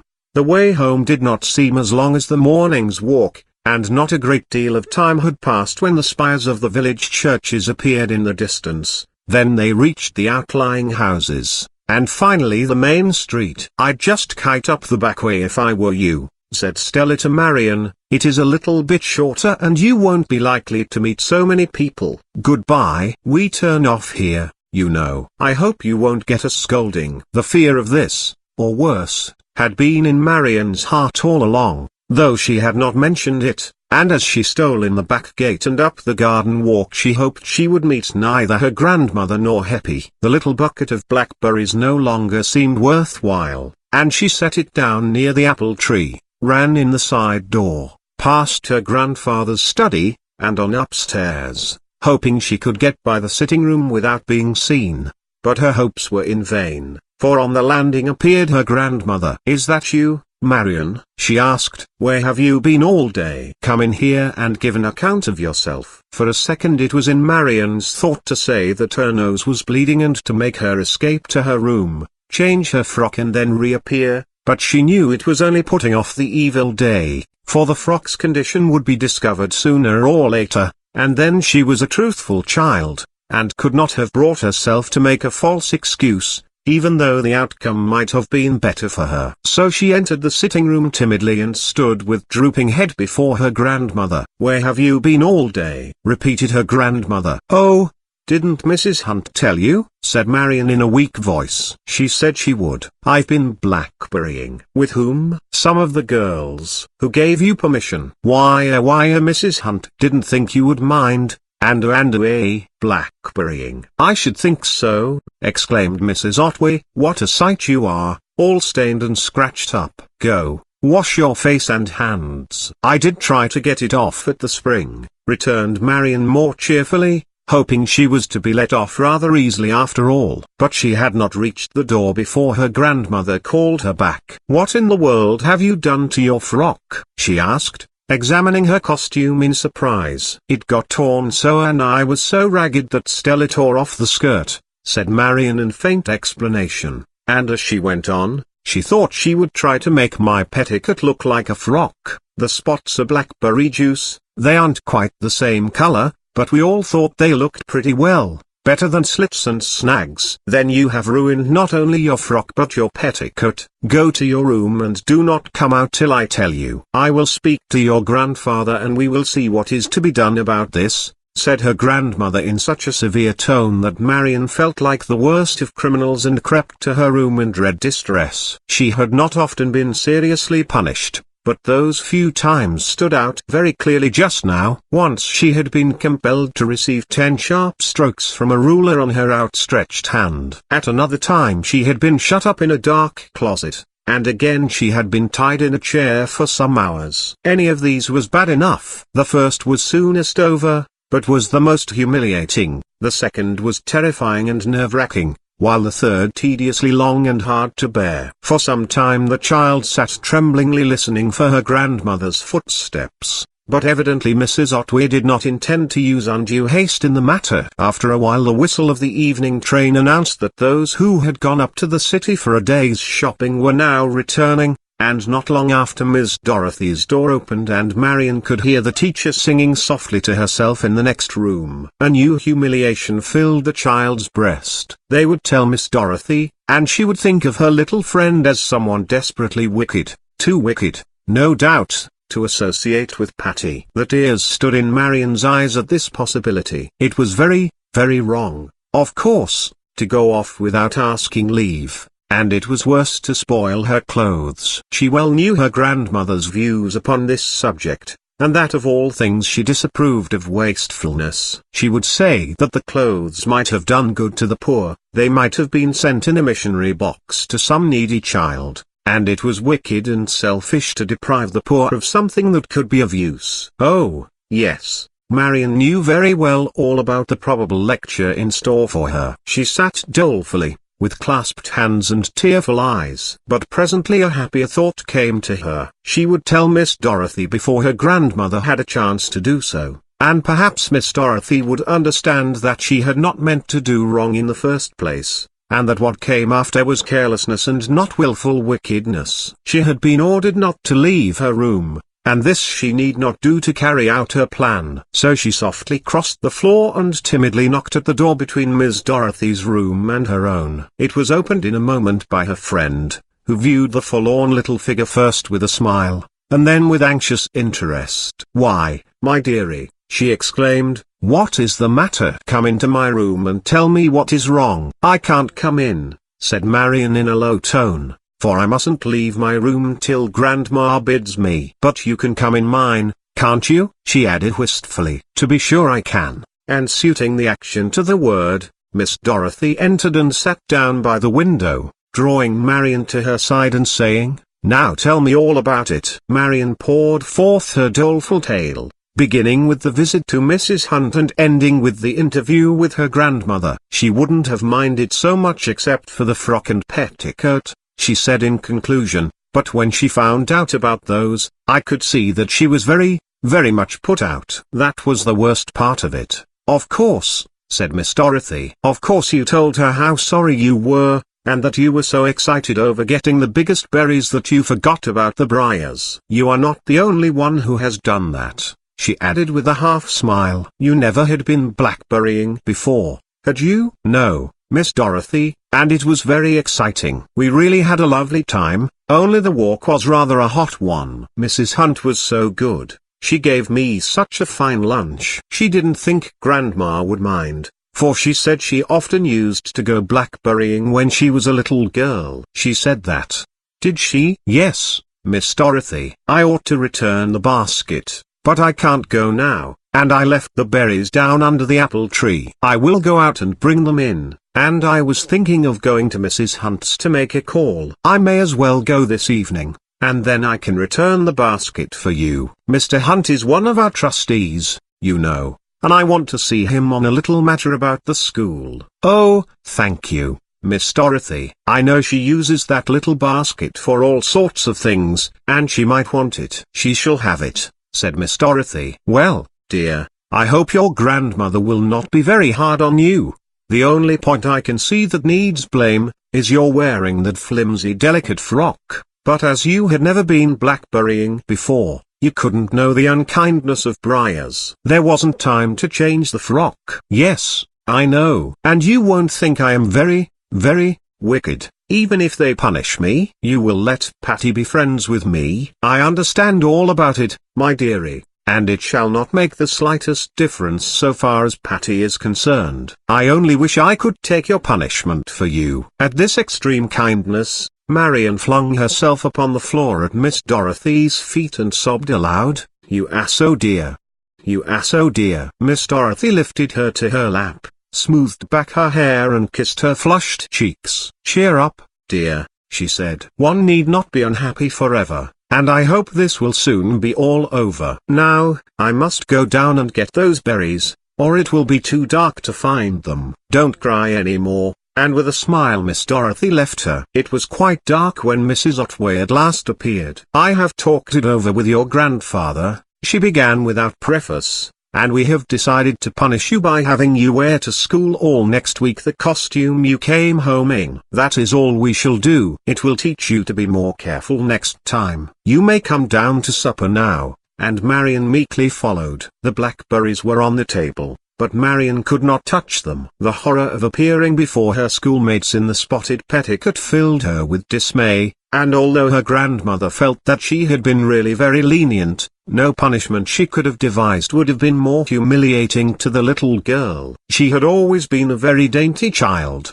taking pride in her clothes and being glad that she could appear as well as anyone she knew. How could she face 19 pairs of wondering eyes upon Monday morning? She could see the amused countenances, hear the suppressed giggles, and imagine the laughing comments whispered with hands hiding mouths. If only she could fall sick and die so she might never go to school again. No one paid much attention to her as she sat there barely tasting her supper, though she should have been hungry after her long walk and her early lunch. Miss Dorothy once or twice looked her way and nodded reassuringly, while Happy slipped an extra-large piece of cake on her plate as she was passing it around. But after Marian had gone to bed and was lying forlornly awake, after an hour of trying to sleep, Miss Dorothy tiptoed into her room to bend over her, and seeing the wide eyes, to say, "I have been down to Mrs. Hunt's. She is a dear. Go to sleep, honey. Just have faith that it will all come out right. Don't worry. I am going to leave my door open so you will not feel that you are all alone." And with a kiss she left her to feel somehow quite satisfied that matters were not so desperate as they seemed,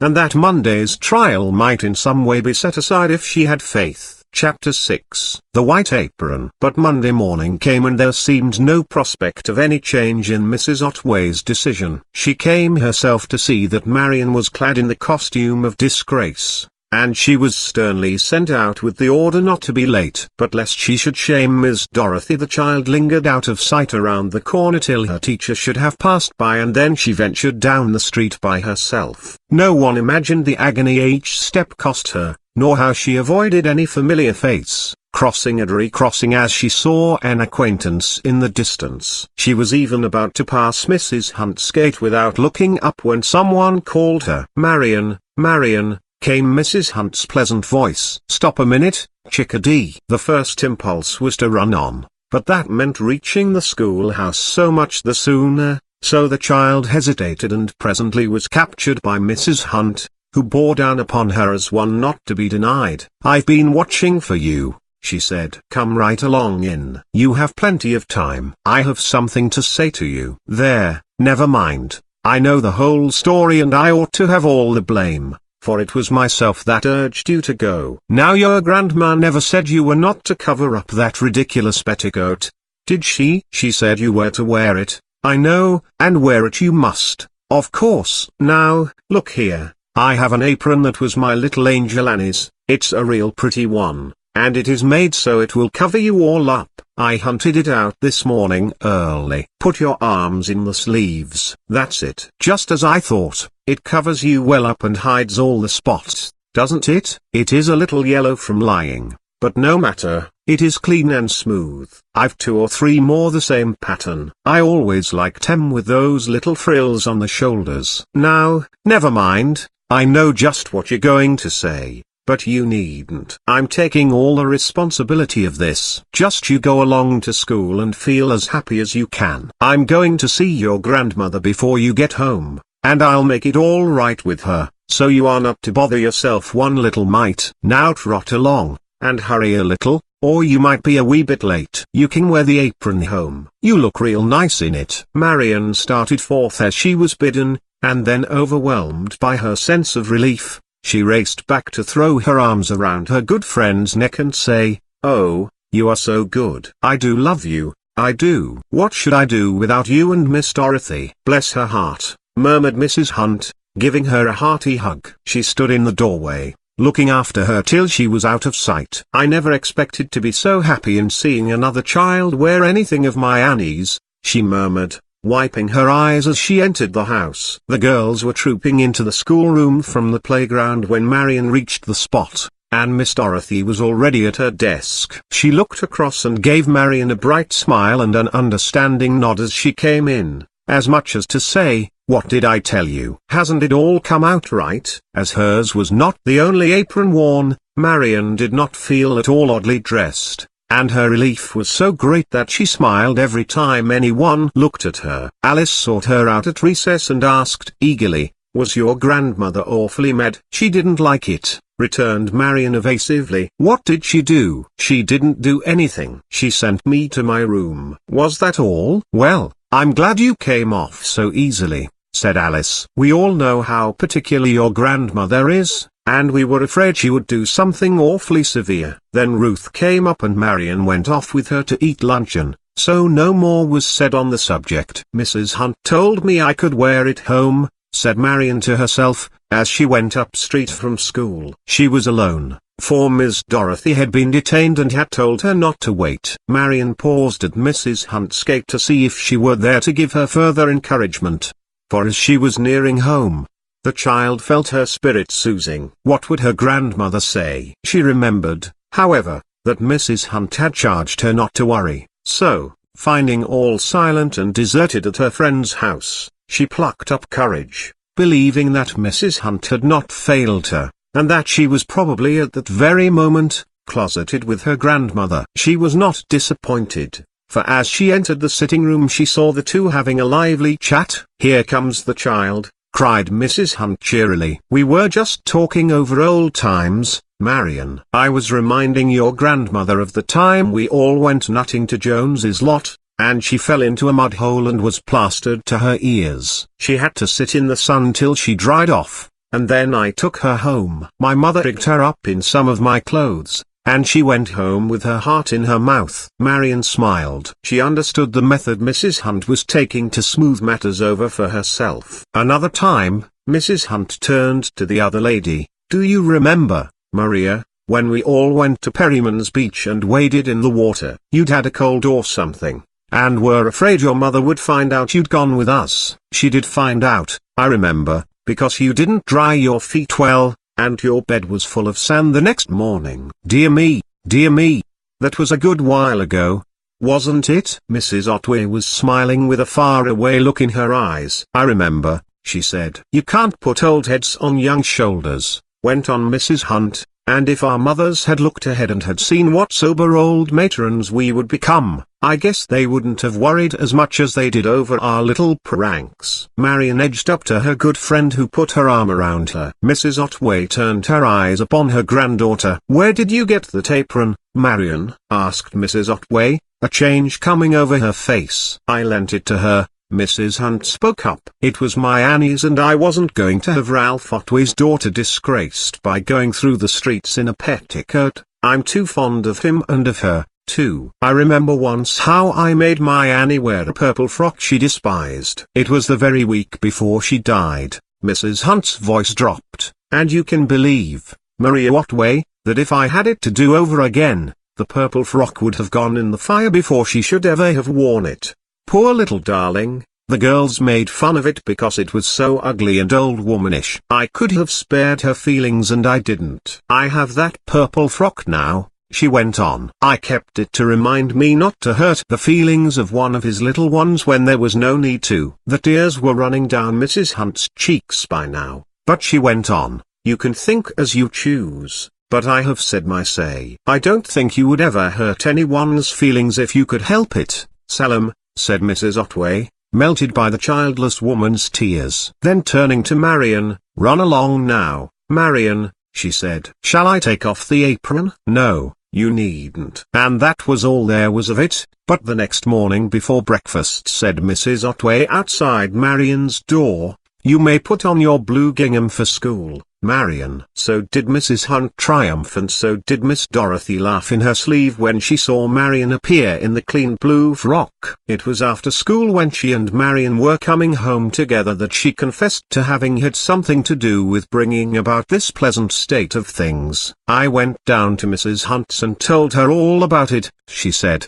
"and we hatched up the scheme between us. So our works and your faith brought about what we wished for. If you had been really disobedient, and had intended to do wrong, we could not have been so eager to help you, but I think your punishment exceeded the offense." And Mrs. Hunt thought the same. "Isn't she a dear woman, Marian? I feel as if I had known her all my days, and as if I could go right to her in time of trouble." "That is the way everyone feels," Marian told her. "I stopped her this morning to take back the apron, and she said she knew Annie was glad I had worn it. She talks that way about Annie, so I almost feel as if I knew her and as if she knew me." "Perhaps she does," returned Miss Dorothy quietly. "Now, when are you going to send the letter to your father? Don't you think it is most time you were getting it ready? And, by the way, I have not shown you my camera. I left it in the city to be put in order, and it came this morning. Now, I was thinking it would be very nice to send your father a little book of snap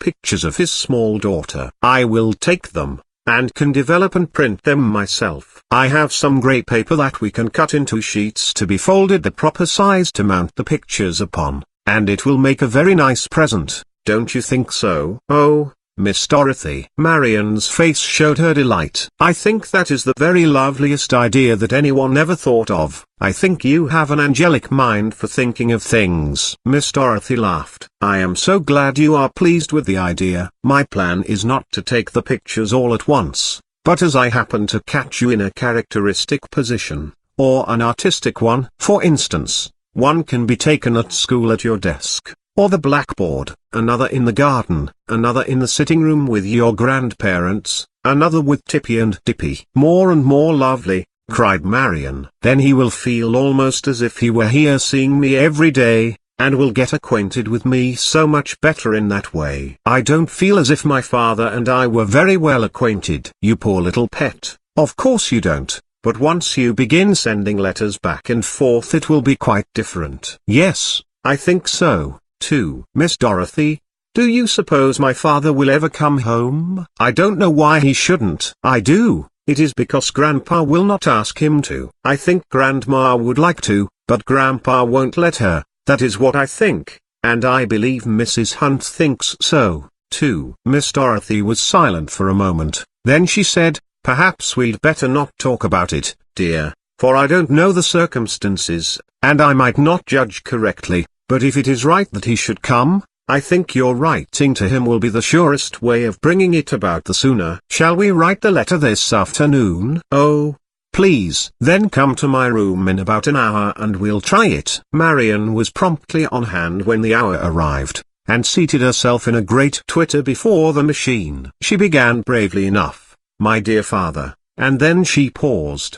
but slowly went on till she had completed half a page of typewritten words. Miss Dorothy did not offer any suggestions, but sat at the other side of the room before her writing table. At the pause in the clicking of the typewriter she looked up. "Well," she said, "you haven't finished yet, have you?" "I don't know," responded Marian doubtfully. "Would you mind looking at what I have done?" Miss Dorothy came over and read the few stiff lines. "My dear father, I have learned to write upon the typewriter which belongs to my teacher. I hope you are well. I am well, and so are the rest of the family. We have very pleasant warm weather at present. I hope you have the same in Berlin. I thought you might be pleased to receive a letter from me, although it is not the first of the year. I go to school now. There are 20 pupils in our room. They are all little girls." "Oh, dear, dear," exclaimed Miss Dorothy, "is that the way you feel when you are writing? Why, you are talking to your father, remember. Just listen to the way I write to mine." She read from the sheet she held in her hand. "Dear old Daddy, isn't this gorgeous weather? I wish you and I were off for a real old-time tramp this afternoon. How we would talk and turn our hearts inside out to each other. I can see you with your eyes twinkling under that disreputable old hat of yours, and I can feel your polite hand under my independent elbow when there is a stream to jump or a wall to climb, the dear hand that I never need for that sort of help, but which you pretend I do because I am your girl still, if I am big enough to face the world by myself. Well, Daddy, I have been teaching for more than a week, and haven't had one cry over it. Isn't that courage for you? Not that my pupils are all angels. Oh, no, this is not heaven, dear Dad, but it is really a very nice place, and there are some dear people here. Did you ever happen to meet a Mr. William Hunt and his wife? He is a very good sort, and she is a perfect darling, one of those rare flowers whose fragrance fills the air even on the highway, not one of the hothouse kind that has been forced to bloom out of season, for out of season and in season she is always blooming and shedding forth her sweetness. Miss Dorothy paused. Oh, but Miss Dorothy, I could never write like that, exclaimed Marian in an awe-stricken tone. Perhaps not just like that, but you can tell him about yourself and about the people you know, Mrs. Hunt, for instance, and your schoolmates, and Tippy and Dippy. And you? Yes, and me, if you like. Oh, very well. I will try again. I didn't know we ought to write letters like that. That is the very kind we should write. I will finish mine while you do yours. So for the next few minutes the tapping of the typewriter drowned the scratching of Miss Dorothy's pen, which flew steadily over her paper. At last Miss Dorothy looked up. There, she exclaimed, I have finished mine. How are you getting on? Oh, much better. I have written ever so much. I am almost at the bottom of the page, and I think you will have to put another sheet in for me, if you will be so good. I'll do it with pleasure. May I see what you have written, or would you rather not? Oh, please look. I have told him about school and about you and some of the girls. There is a great deal more I could say, but I will leave out Tippy and Dippy this time. Miss Dorothy read down the page and at the end she stooped and kissed the child. You have paid me a lovely compliment, dear, she said. I am glad you feel that way, for Marian had written, we have the loveliest teacher in the world. Her name is Miss Dorothy Robbins. She is like Mrs. Hunt, but can understand little girls better, for she is younger and prettier. I love her very much. At last the letter was finished, folded and addressed, and Miss Dorothy promised to mail it herself. It had been a great undertaking for Marian, who was quite tired out by her afternoon's work, but who was very happy now that it was done, for the very act drew her nearer her father. She went down that same evening to tell Mrs. Hunt about it. There was neither baking nor pickling going on this time, but she found her friend in her sitting room, a basket of mending by her side. You are always busy, aren't you, Auntie Hunt? Said Marian. Mrs. Hunt was called Auntie by many of her friends. Yes, dear, I think most busy people are happy, and I am sure all happy people are busy about something. Well, how goes it up at the brick house? Oh, very well, indeed. What do you think I have been doing today? Can't guess. There is one thing I know you have not been doing. I'll wager a sixpence you've not been blackberrying. And Mrs. Hunt laughed. The color flew into Marian's face. No, indeed, I haven't been, and I shall not probably ever go again until I'm a grown lady, and can do as I please. Do you think all grown-ups do as they please? Why, don't they? Not a bit of it. But there, tell me what is the wonderful thing you have been doing? I have written a letter to Papa all by myself, and Miss Dorothy has mailed it. She put the stamp on and took it to the post office just now with her letters. Well, well, well, but won't he be pleased to get it? That's a fine young woman, that Miss Dorothy of yours, isn't she? She is so. She made us a nice visit the other evening. She is a girl after my own heart, none of your vain, self-absorbed young persons, always concerned in her own affairs, but one of the real hearty kind that thinks of others as well as herself, and has her eyes open to what is best in life. I like her, and she likes you. I'm glad to hear it. I wish you could see the kind of letters she writes to her father. But then, Marian added thoughtfully, He must be the kind of father it is easy to write that way to. I'll be bound he is the right kind to have a daughter like that. She has no mother, she tells me. Her aunt keeps house for them, and there is quite a family of children. Yes, and Patty is the youngest. She is going to write to me. Bless me, how you are blossoming out into a correspondent. Well, don't let it take up so much of your time that you won't be able to drop in as often as usual. There is a little basket of grapes in the pantry, you can take it to your grandma. The pear on top grew for you to eat right now. Marian needed no second hint, but sought out the fruit and was not long in burying her teeth in the yellow juicy pear, and then because it grew dark early, she hurried away that she might be home before the dark catches you, said Mrs. Hunt. Chapter 7. Patty's Letter. One day a few weeks later Marian ran to Miss Dorothy with a letter her grandfather had just brought in, and when her teacher opened it, she saw her smile as she drew a sheet from within the long letter. This is for you, Marian, said Miss Dorothy. It is from Patty, I know, cried Marian delightedly, and she took the long-wished-for letter over to the window while Miss Dorothy turned her attention to her own home news. Patty's was a nice cordial little note which told about her lessons and her friends, and which said that she hoped Marian and she would soon meet and be very chummy. I know I shall like you, wrote Patty, because Dolly says so, and Dolly is nearly always right. I think so, too, said Marian aloud. She took much longer to read her letter than Miss Dorothy did to read hers, for she was not very expert in reading written pages. Miss Dorothy had laid down the closely written sheets which she had been holding, and was looking out of the window thoughtfully when Marian at last came to your affectionate friend, Patty Robbins. It was such a nice letter, she said looking up with a pleased sigh. I am very glad you found it so, returned Miss Dorothy with a smile. Was yours a nice one? Yes, it is from my father, and he always writes delightful letters. I hope to see him and Patty both on Saturday. Dad has some business in the city, and Patty needs a new coat, so he is going to take her with him. I am to meet them there, for poor Dad would never know how to buy a coat. Do you often go to the city, Marian? I never have been but once. Really? I was just thinking how nice it would be if you could go with me and meet Patty, then we three could go shopping and have lunch somewhere together. Oh, Miss Dorothy. Such a plan was beyond Marian's wildest dreams. She looked radiant for a moment, then her face fell. What is the matter? Asked Miss Dorothy. I am afraid Grandma will not let me go. I never have been but that once, and then Grandma had to go to the dentist. Grandpa could not go with her and didn't want her to go alone.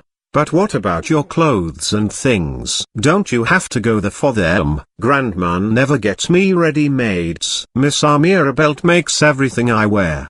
Do you suppose she always will do it? I hope not, returned Miss Dorothy gravely. Then she laughed as she pictured a grown-up Marian arrayed in frocks of Miss Amira's make. They did very well for a little girl, for they were of good material and neatly made, if old-fashioned in cut. Do you think Grandma would let me go? Asked Marian, a faint hope dawning within her. I shall find out. Oh, Miss Dorothy, are you really going to ask her? I certainly am. But I am afraid she will say it is too expensive. She doesn't believe in spending money in that way on little girls. She allows me to go to church fairs and such things when they are for a good cause, but she says journeying is not necessary, that it excites me and I am better off at home. But you would really like to go, said Miss Dorothy disregarding this last speech. It would be the most beautifulest thing that ever happened to me. Such a small pleasure, said Miss Dorothy half to herself. Well,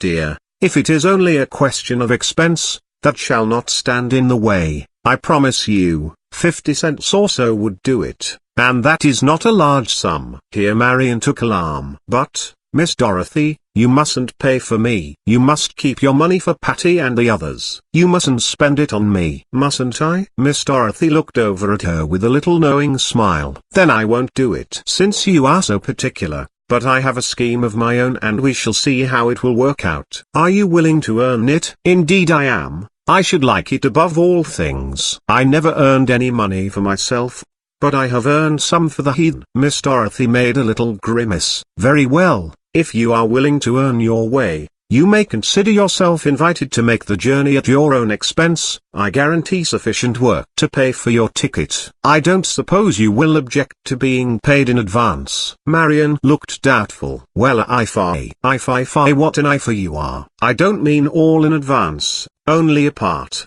Do you agree to that?" "I don't suppose it would be wrong to agree to that." "You must have a Puritan conscience," said Miss Dorothy, laughing. "What is that?" "It is something that is very unhealthy sometimes." "I will see that you begin your work tomorrow.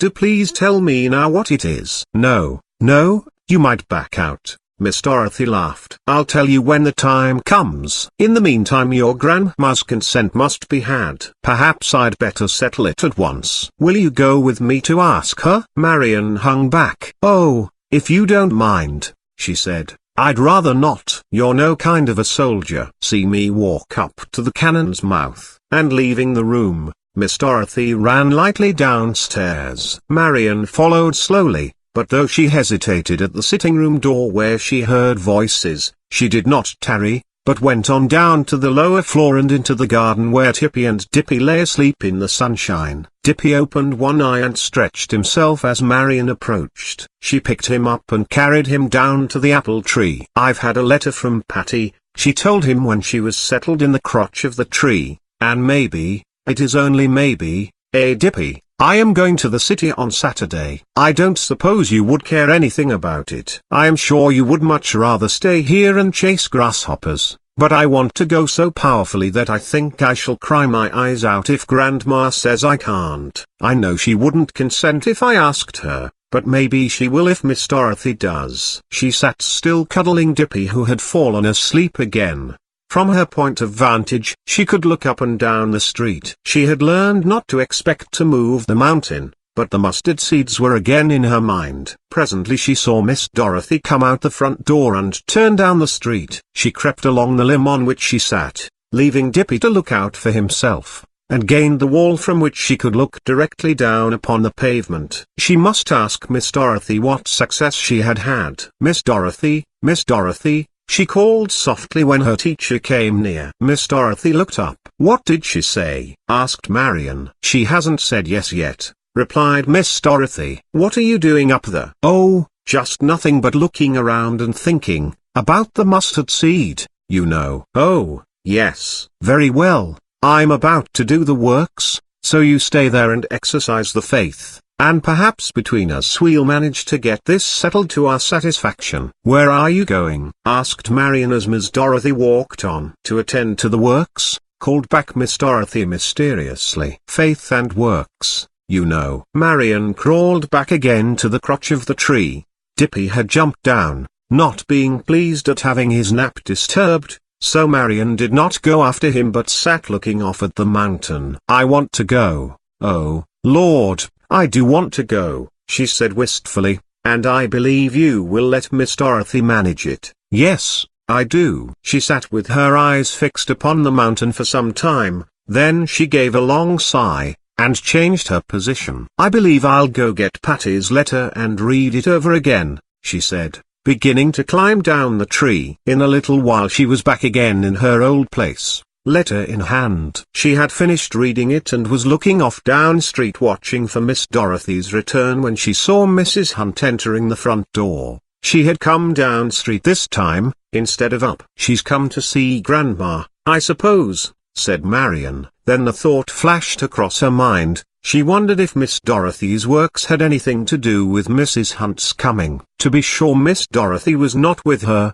but neither had she been that other time when Mrs. Hunt had managed so well about the apron. Marian could not resist the temptation of going in to hear what her grandmother and Mrs. Hunt were talking about. She paused at the door of the sitting room. Mrs. Hunt sat rocking in one of the haircloth rockers, Mrs. Otway in the other. "Yes," Mrs. Hunt was saying, "Dr. Grimes says she's not likely to be about again soon if she gets over it." Mrs. Otway looked very grave. "I'm sorry for more reasons than one. Marian needs a new coat, and I had counted on Amira's making it." It was Miss Belt, then, of whom they were talking. Marian crept softly in and sat down in a corner where she could hear more. "They think she got it up there at Billings," Mrs. Hunt went on. "She was sewing there a while ago, and Dr. Grimes says the water on that place isn't fit to drink. They ought to boil it. Like as not, that is where she did get it. Typhoid is pretty slow, but she has a good nurse in Hannah, and I don't doubt she'll pull through. Is that you, Marian? Come here,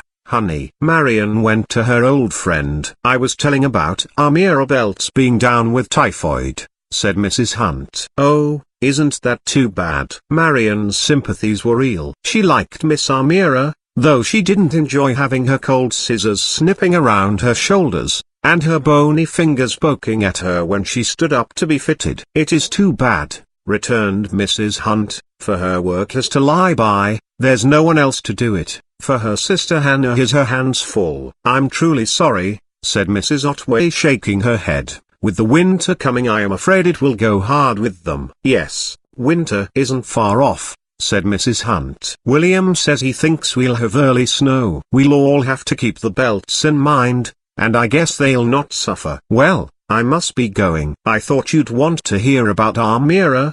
You're always so ready to look out for the sick, Maria. I certainly shall not let Amira want for anything I can do, returned Mrs. Otway with emphasis. She has been a good and faithful worker all her days, and I hope her years of usefulness are not ended yet. Thank you for coming to tell us, Salim. Well, I knew you'd want to know, repeated Mrs. Hunt. By the way, Maria, I hear Miss Robbins is going to town on Saturday, and I shouldn't wonder if there'd be something to get for Amira. I don't doubt Miss Robbins would attend to it. I am sure she would, returned Mrs. Otway. She is always very ready to offer her services. You like her right well, don't you? said Mrs. Hunt. Very much indeed. We are glad to have her with us. That's what I surmised. What was I going to say? Oh, yes, you were remarking that Marian needed a winter coat, and she will need it, cold as it is growing. For I remember you sent her last year's one in the missionary box. Why not let Miss Robbins get one for her in the city? Marian could go along, and she'd be glad of her company. It wouldn't be much trouble if the child were there to fit it on. You could tell her the kind you wanted, and I'll venture to say you'd pay less than for the cloth and making. Perhaps that would be a good plan, replied Mrs. Otway, as if it had not been presented before. I'll see about it when Miss Dorothy comes in. Oh, may I go? Marian breathed softly, but at that moment the door was shut after Mrs. Hunt, and her grandmother did not hear the question, which was just as well, as Marian on second thoughts decided, for if she thought the child wanted to go for a frolic she might withhold her consent. So Marian wisely held her tongue and went out to the garden again. No more was said upon the subject until the next day, and Marian was afraid it was forgotten, but in the afternoon Miss Dorothy called her. Come in here, young woman, and earn your trip to town. Marian obeyed with alacrity. Miss Dorothy was seated before her typewriter. Come here and I will show you what you have to do,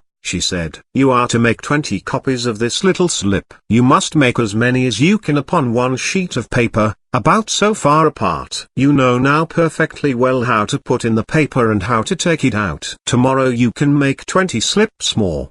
20 the day after, making 60 slips in all. You will be paid half a cent for each slip, and eventually you will earn 60 cents, just what a round-trip ticket costs.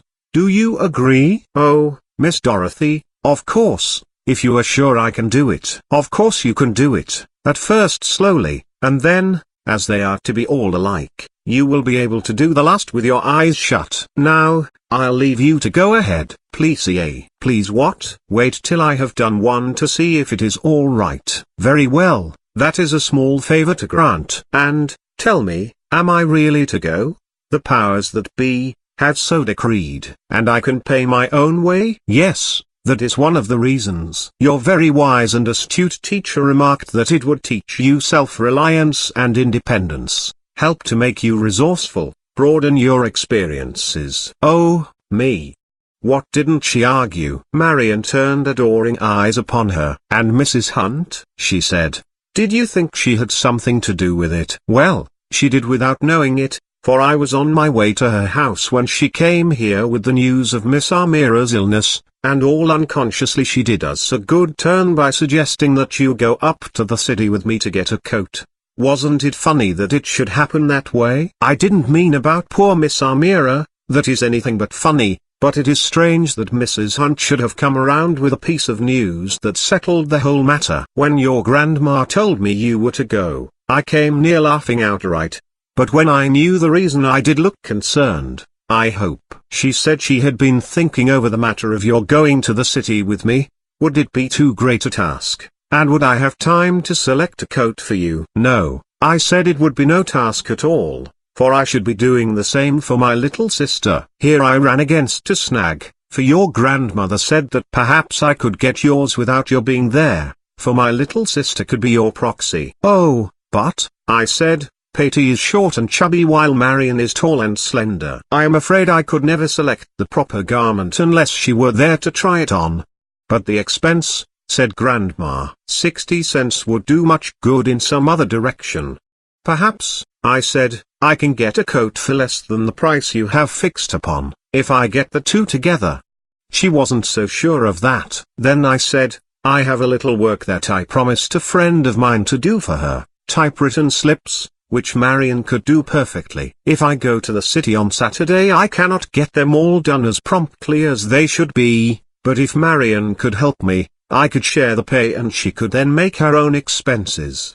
At this Grandma succumbed, and so, my dear, we are going. Now, I must go, for you will never do 20 slips before dark if I stand talking. That looks very well. Keep on as you have begun and you have nothing to fear. Left to herself, Marian tapped away industriously till just as it was getting too dark to see. She finished her 20 slips and proudly showed them to Miss Dorothy when she came in. The first money she had ever really earned was placed in her hand. If you don't get your entire 60 done this week, said Miss Dorothy, you can hitch some of them on to next week's number, for we agreed to square this matter. So you needn't go to town with the feeling that you haven't earned the trip, whatever happens. Marian smiled back her reply and ran down to show her precious dime to her grandfather. He actually patted her on the head and called her a good child while her grandmother looked over her spectacles and nodded approval.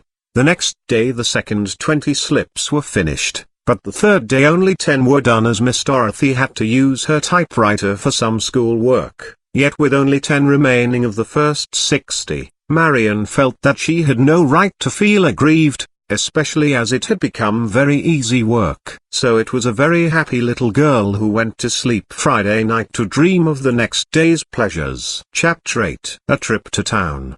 The morning dawned bright and fair, a little cool, to be sure, but so much the better, thought Marian, for now Grandma will be all the more ready for me to get my coat. The leaves danced in red, yellow and brown array along the sidewalk as Marian and Miss Dorothy stepped out of the house to take the early train. It was such an important occasion that Marian felt as if everyone must be wondering where she was going so early, dressed in her best. But no one took any special notice of her except one of the schoolgirls whom she happened to meet, and who said, "Are you going to town, Marian?" "Yes, Miss Dorothy and I are going shopping," returned Marian with beaming face. "I thought you must be going, you're so dressed up," returned the child, and Marian smiled up at her companion with an air of conscious delight. Everything was so interesting, the starting of the train, the movements of their fellow passengers, the outlook from the car windows, the masses of red and yellow foliage which meant forests, the brown bare spaces which were fields, the little isolated houses, the small villages stretching away from the stations. There was not one moment of the journey when Marian was not entertained by what she saw along the way. At last they reached the city, and such a noise and confusion as met their ears made Marian cling to Miss Dorothy. "Is it always like this?" she asked. "Like this? How? So noisy and crowded and everybody rushing about in such a hurry?" "Yes, I think it is. We notice it more coming from our quiet little village. This is the car we take. We are to meet Patty at the library. Father has to go there to look up some references, and it seemed the best place to meet." "Have you ever been there, Marian?" "No, I never have." "Then it will be something for you to see. A good library is a good lesson in many directions. but Marian's eyes were not taking in rows of books or library appointments when they reached the reading room. She was searching for a dark-haired, rosy-faced, plump little girl who should answer to the name of Patty. "I believe that she is," she whispered to Miss Dorothy, and nodded toward a corner where sat two whom Marian decided must be those they were looking for. "Why, so it is," returned Miss Dorothy. "The idea of your seeing them first." "How did you know them?" "From the photographs you showed me, and from what you told me about them." Patty had been on the lookout, too, and spied them at once. She hurried forward, threw her arms around her sister and gave her a fervent hug. Then she turned to Marian. "I am so glad you could come," she said heartily. "I was so afraid maybe you couldn't, and I did so want us to be together today." "Dad is so absorbed he hasn't seen us yet," said Miss Dorothy, making her way to the corner where her father sat. "I wonder if I can steal up behind him and take him unawares." She had almost reached him when he caught sight of her. Down went the book. He jumped up and had her in his arms in a minute. "Come,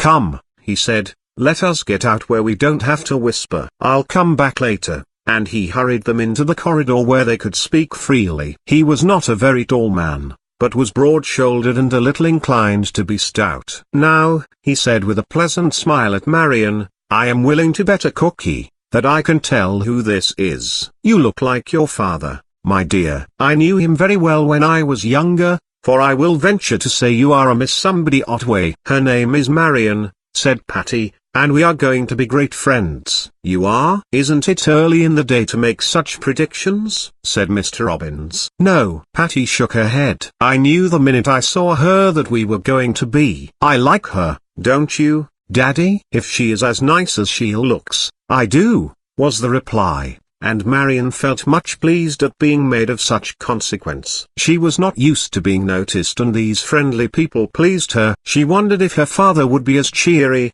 and as affectionately disposed as Mr. Robbins. She would ask this pleasant man about her father some day when they were better acquainted. "Now, let me see, what is the program?" said Mr. Robbins to his elder daughter. "We three females are going shopping. I am to buy Patty a coat. Is there anything else I am to get for the family?" "Dear me, yes. I have a long list that your Aunt Barbara gave me. She said you would know. I have it somewhere about me." He felt in his pockets and presently brought out the list, which Miss Dorothy looked over. "Oh, these will not be much trouble," she assured him. "They are all little things. I can easily see to them all." "That is good. I am glad to have that responsibility removed," said her father. "You will want some money, I suppose." "Yes, but not very much." Miss Dorothy smiled encouragingly. She knew too well the many demands upon that none too well-filled pocketbook, and when her father took out a roll of bills and handed them to her, she gave some back to him. "I shall not need all that,"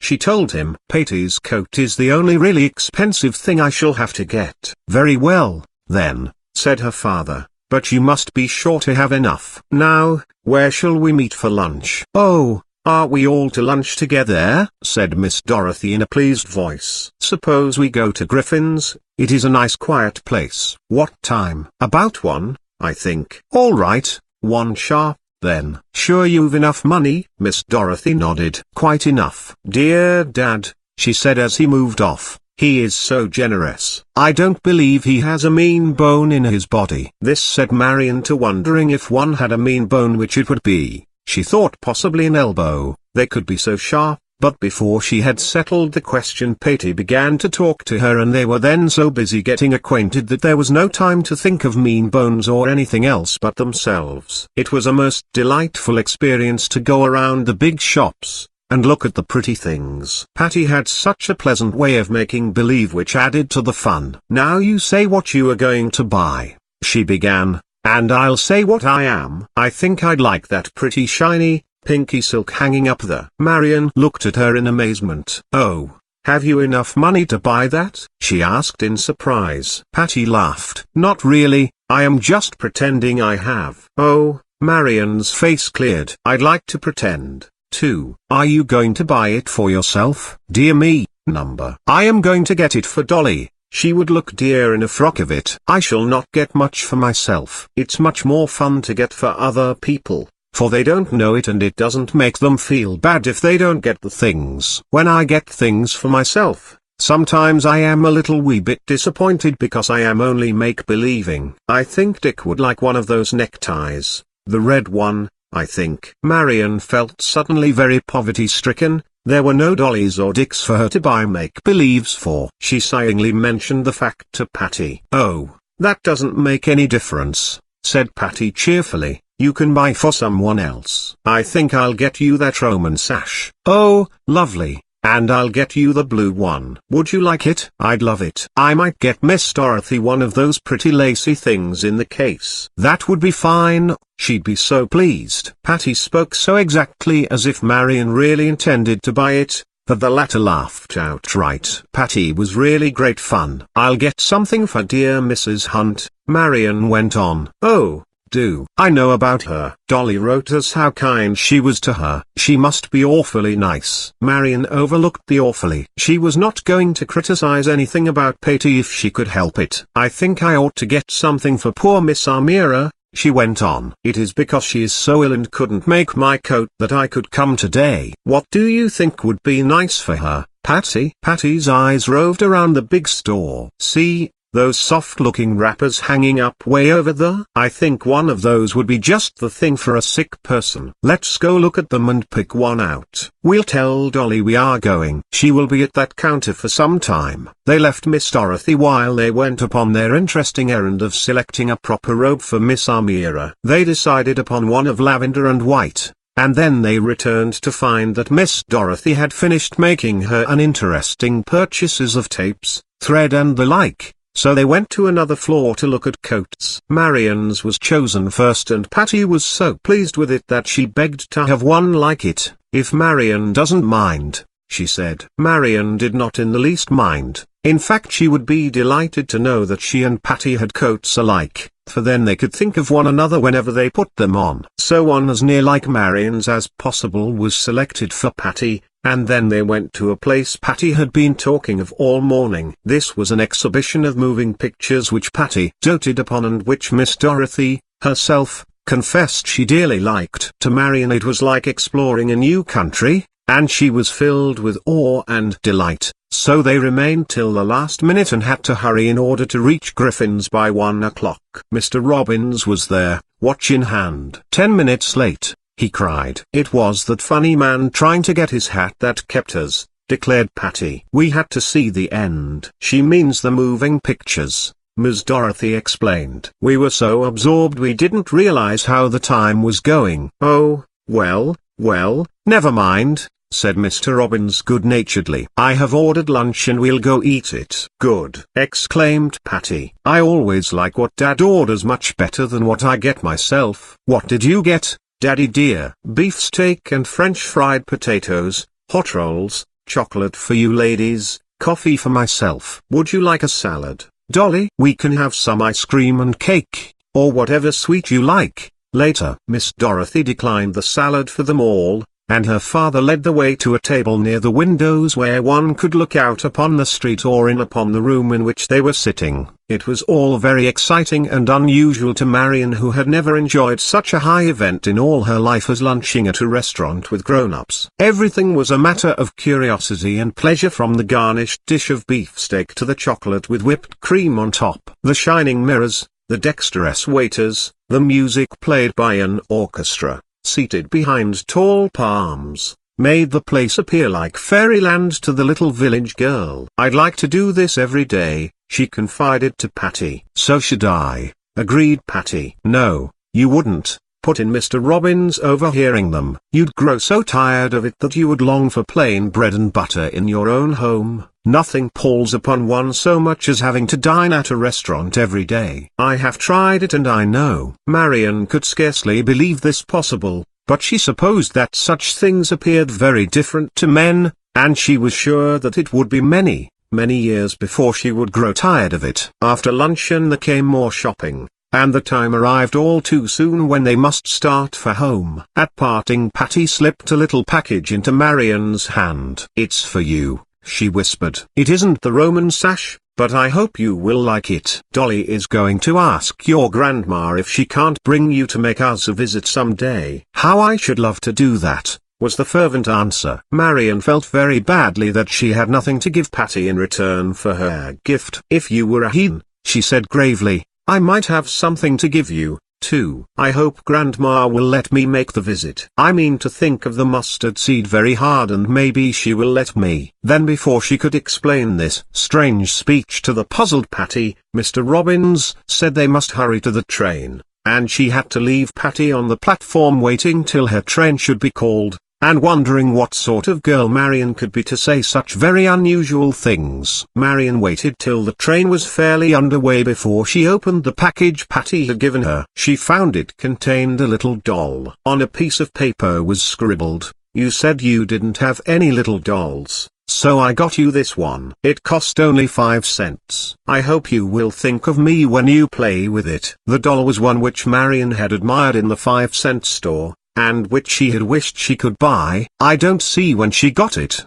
she said to Miss Dorothy, turning the doll around admiringly. "Don't you remember when you ran to the door to listen to the street band that was playing outside?" "Oh, yes." "Was it then?" "It was then." Patty was so pleased to get it so secretly. "I shall call it Patty," said Marian. "I shall love her very much. She is so cunning and little, and I can do all sorts of things with her that I can't do with my big doll." This tiny Patty was company all the way home, and in a measure took the place of her lively namesake. Marian had been obliged to rely upon her own invention and imagination so much in her little life, which had lacked childish comrades, that she could amuse herself very well alone or with slight things. Miss Dorothy watched her as she murmured to the wee Patty, and at last she said, "Have you had a good day, girlie?" Marian cuddled up to her in the familiar way she had seen Patty do. "Oh, it has been a wonderful day, and I am so thankful for Patty," she said. "Big Patty or this little one?" Miss Dorothy touched the doll with her gloved finger. "For both. There is so much that is pleasant in the world, isn't there? Every little while something comes along that you never knew about before and it makes you glad. First you came, then there was school and the girls, and today came Patty and your father. He makes me feel very differently about fathers." "He is a dear dad," said Miss Dorothy lovingly. "Do you think mine will be like him?" "I've always thought of him as being like Grandpa. Not that Grandpa isn't very nice," she added quickly, "but he doesn't think much about little girls, and never says funny jokey things to them as your father does. He never seems to notice the things I do, and your father talks to Patty about the little things I never knew grown-up men were interested in. That's because he has to be father and mother, too. Our mother died when Patty was a baby, you know." "Yes, Daddy is a darling." "I hope mine will be," said Marian earnestly. "I haven't any mother either, so perhaps he will feel like being father and mother, too. I wonder when I shall see him." "I didn't used to think much about it, but since I have written to him, and all that, I think much more about him." "That is perfectly natural, and I have no doubt but that when he finds out that you want to see him he will want to see you, and he will be crossing the ocean the first thing we know." "Oh, do you really think so?" "I shouldn't be at all surprised, only you mustn't count too much on it. We must be getting those photographs ready pretty soon. I would like one of Patty and me together, I mean Patty Robbins. This is Patty Otway," and she held out her doll. "We'll see if that can be arranged." "How can it when we don't live in the same place?" "I have a little plan that I cannot tell you yet. If it works out all right I will let you know." "Oh, Miss Dorothy, you are always making such lovely plans. What did I ever do without you?" "Has the plan anything to do with my going to visit Patty sometime?" "Maybe it has and maybe it hasn't. But, dear me, we are slowing up for Greenville. We must not be carried on to the next station." "Have we all the things?" "Where is the umbrella?" "Oh, you have it. All right. I hope Heppy will give us hot cakes for supper, don't you?" So saying she led the way from the train, and in a few minutes they were making their way up the familiar street which, strange to say, had not altered in the least since morning, Although Marian felt that she had been away so long, something must surely have happened meanwhile. Chapter 9. A Visit to Patty. After all, it was not so very long before Marian and Patty met again, for a little cough which developed soon after the trip to town in course of time grew worse, and in course of time the family doctor announced that Marian had whooping cough. Mrs. Otway was aghast. She had a horror of contagious diseases and kept Marian at a distance. She must not go to school, she said to Miss Dorothy, for the other children might take it. This was a great blow to Marian, for it meant not only staying away from school, but from her schoolmates upon whom she had begun to depend, so it was a very sorrowful face that she wore all that day, and time hung heavily upon her hands. She wandered upstairs and down, wishing for the hour to come when Miss Dorothy would return. Finally she went out to the garden, for her grandmother had told her to keep in the open air as much as possible, and it was still pleasant in the sunshine. "I don't suppose Dippy and Tippy will get the whooping cough if I play with them," she remarked to Heppy, feeling that if these playmates failed her she would be desolate indeed. Heppy laughed. "They're not likely to," she said, "though I have known plenty of cats to have coughs, and I have known of their having pneumonia, but I guess you can risk it." So Marian and the cats spent the morning in the garden, and it was there Miss Dorothy found them when she came in to dinner. She had an open letter in her hand which she waved as she walked toward Marian. "What do you think?" she said. "Patty has the whooping cough, too, though not very badly. Your grandmother was right when she said you probably got it the day we all went shopping." "Oh, poor Patty. I wish she were here with me." "And she wishes you were there with her. She is going to have lessons at home for a little while each day, and I think it would be a good thing if you could have them together. In fact, it struck me as such a good plan that I have spoken to your grandmother about it. Your grandfather has taken up some work this winter which will keep him very busy, and he could not give you any time. I would be glad to, but my work grows more and more absorbing, and your grandparents will not listen to my teaching you out of school hours. So as it seems a pity for you to lose all these weeks, I propose that you should go to our house to keep Patty company. You will not have to study so very hard, for the whooping cough must have plenty of outdoor air, and it would not do for you to be cooped many hours a day. What do you think of it?" For a moment Marian looked pleased,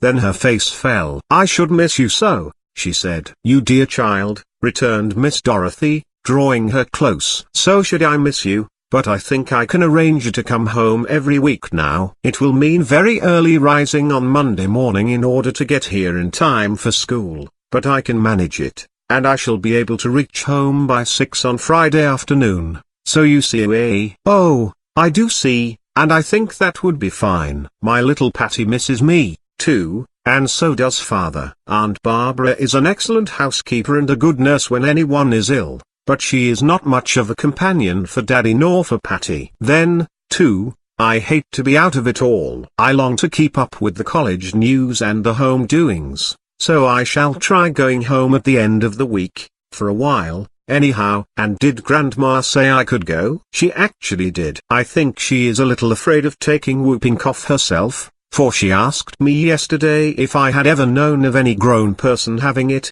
and I do know of several cases. I had it myself when I was 3 years old, but your grandma cannot remember that she ever had." "I'm glad she can't remember," returned Marian with a laugh. "Who is going to hear our lessons, Miss Dorothy?" "My sister Emily. She is 2 years younger than I, and is still studying. She is taking special courses at college, but thinks she can spare an hour or so a day to you chicks, especially as she expects to teach after a while, and she will begin to practice on you." "I will take little Patty with me," declared Marian, picking up that person from where she was seated on a large grape leaf under a dahlia bush. "So I would. I am sure she will like to visit Patty's dolls." "Oh, Miss Dorothy, you are so nice," exclaimed Marian, giving her a little squeeze. "Grandma never says such things. She doesn't ever like to make believe. She says the facts of life are so hard that there is no time to waste in pretending." Marian's manner as she said this was so like her grandmother's that Miss Dorothy could but smile. "I am glad you took some of the photographs for Papa before I got the whoops," Marian went on,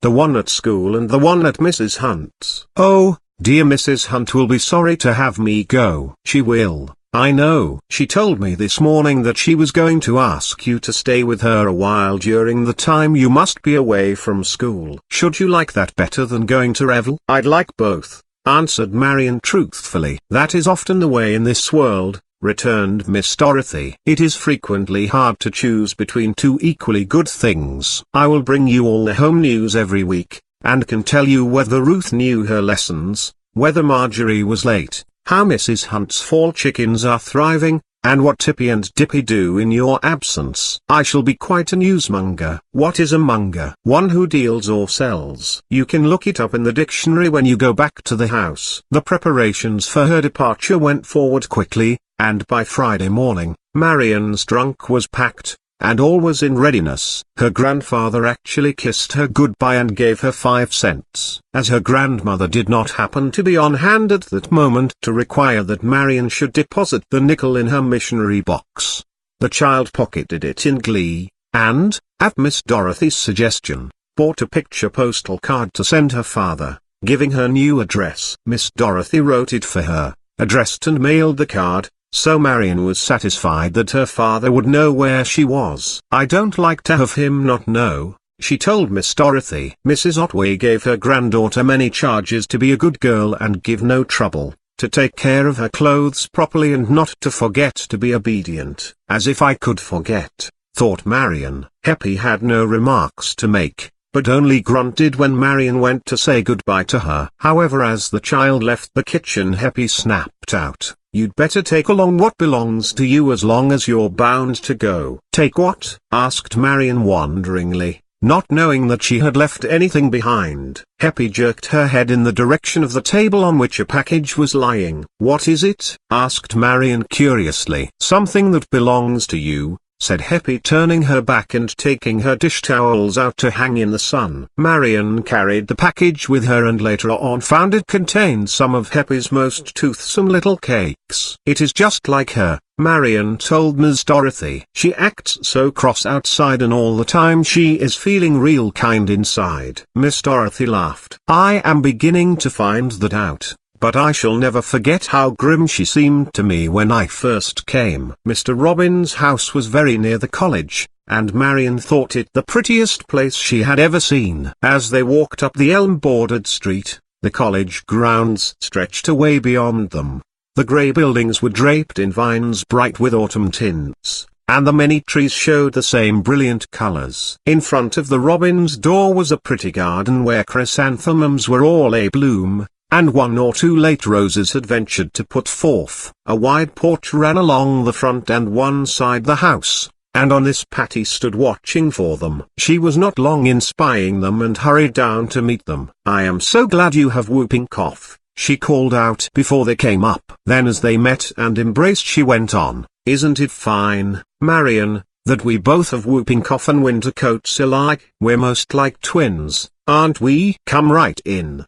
There is a fire in the library, Dolly, and Emily has tea there for you." "Good," cried her sister, "that will go to the spot this chilly evening." "Where are Aunt Barbara and Dad?" "Oh, puttering around somewhere." "And their boys?" "They went to practice for the game, but they ought to be home by now." They entered the house and went into the library where a tall, dark-eyed girl was brewing tea. She looked up with a smile and Marian saw that she was a little like Miss Dorothy. "Here she is." "Here is Marian," cried Patty. Emily nodded pleasantly. "Come near the fire," she said. "It is quite wintry out. How good it is to see you, Dolly. I am so glad you are coming home every week." "Oh, what are those?" said Miss Dorothy as her sister uncovered a plate. "Your favorite tea cakes. But you mustn't eat too many of them or you will have no appetite for supper. It will be rather late tonight for the boys cannot get back before 7 and they begged me to wait for them. I knew you would be hungry, though, and so I had tea ready for you."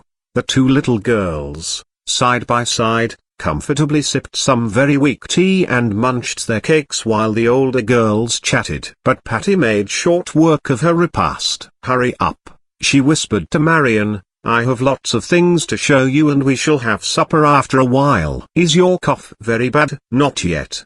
They say mine isn't, but I hate the whooping part. I hope it won't get worse. I'm afraid it will, for we've only begun to whoop and they say it takes a long time to get over it. Oh, those old they says always are telling you something horrid. Come, let me show you the boys' puppies before it gets too dark to see them. They're out in the shed. Oh, I'd love to see them. Marian dispatched the remainder of her cake and was ready to follow Patty out of doors to where 5 tiny fox terriers were nosing around their little mother. They were duly admired. Then Patty showed the pigeons and the 1 rabbit. By this time it was quite dark, so they returned to the house to see the family of dolls who lived in a pleasant room upstairs. This is where we are to have lessons, Patty told her guest. Isn't it nice? Those 2 little tables are to be ours, and Emily will sit in that chair by the window. We arranged it all. These are my books. She dropped on her knees before a row of low bookshelves. Oh, how many! Exclaimed Marian. I have only a few, and most of those are old-fashioned. Some were my grandparents and some my father's. Doesn't your father ever get you any new ones? He might if he were here, Marian answered, but you see I don't know him. Don't know your father? Patty looked amazed. He lives in Germany, and hasn't been home for 7 or 8 years. How queer. Isn't he ever coming? I hope he is. I wrote to him not long ago. Why? Don't you write to him every little while? No, I haven't been doing it, but I am going to now, she said. Then, as a sudden thought struck her, she exclaimed, oh, dear, I am afraid I can't. Why not? Asked Patty. Because I used Miss Dorothy's typewriter at home. I don't write very well with a pen and ink, you know, though I can do better than I did. Oh, I expect you do well enough, said Patty consolingly, and if you don't, Dad has a typewriter, and maybe he will let you use that, and if he won't I know Roy will let you write with his. It is only a little one, but it will do. I think you are very kind, said Marian. Is Roy your brother? My second brother. His name is Royal. Frank is the oldest one and Bert the youngest of the 3. There are 6 of us,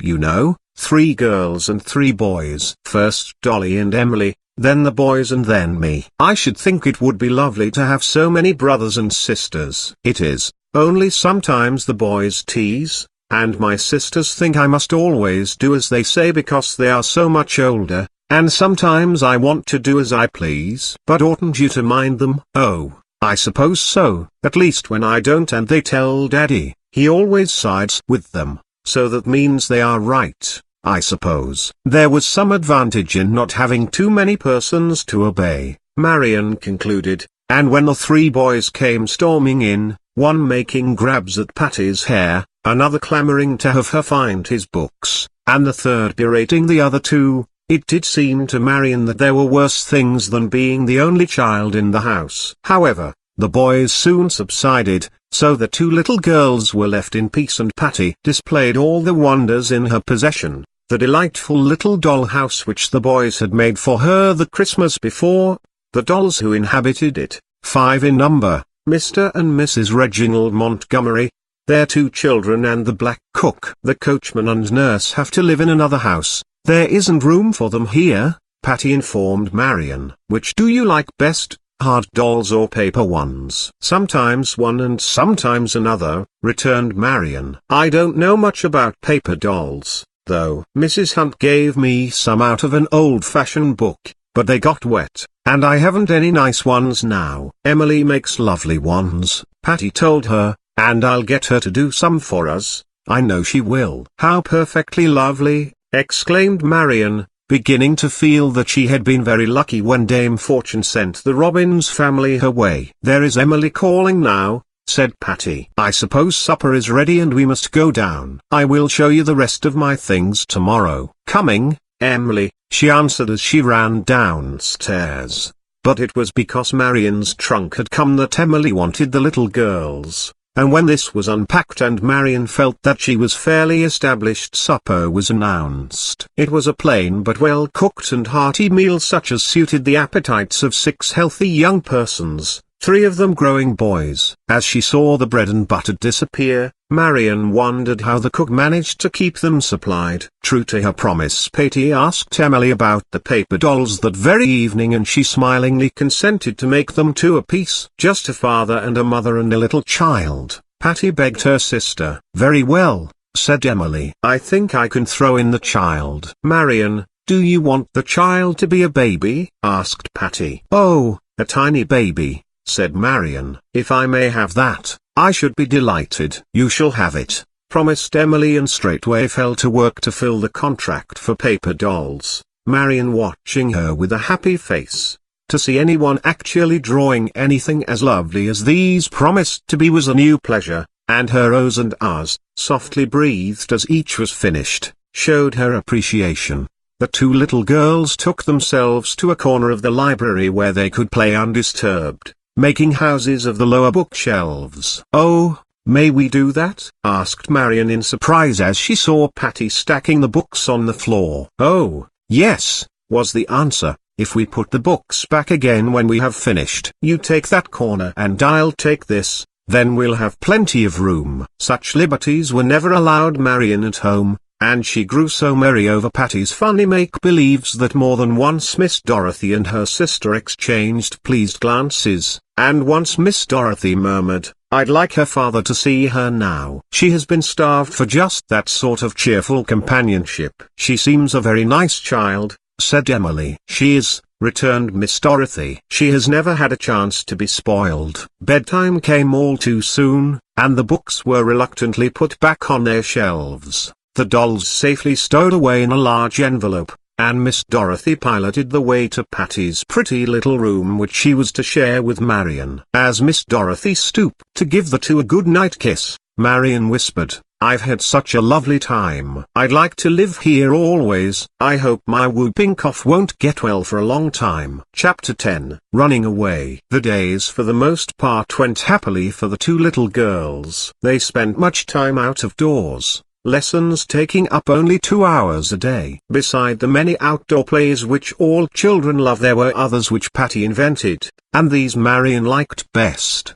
The 2 had some disagreements and a few quarrels, for Patty, being the youngest child in her family, was a little spoiled, and liked her own way. She was an independent, venturesome little body, and led Marian into ways she had never tried before. She loved excitement and was always planning something new and unusual. One morning after the 2 had raced around the lawn till they were tired, had climbed trees, jumped from the top step many times, gathered chestnuts from the bars newly opened by the frost, Patty was at her wit's end to know what to do next. Let's run away, she said suddenly. Oh, what for? Said Marian, to whom such adventures never suggested themselves. Oh, just because, just to do something we haven't done, was the reply. But where shall we run? Oh, anywhere. Down there. Patty nodded toward the road which led from the college grounds. Marian looked dubious. But where would we stay at night, and where would we get anything to eat? Oh,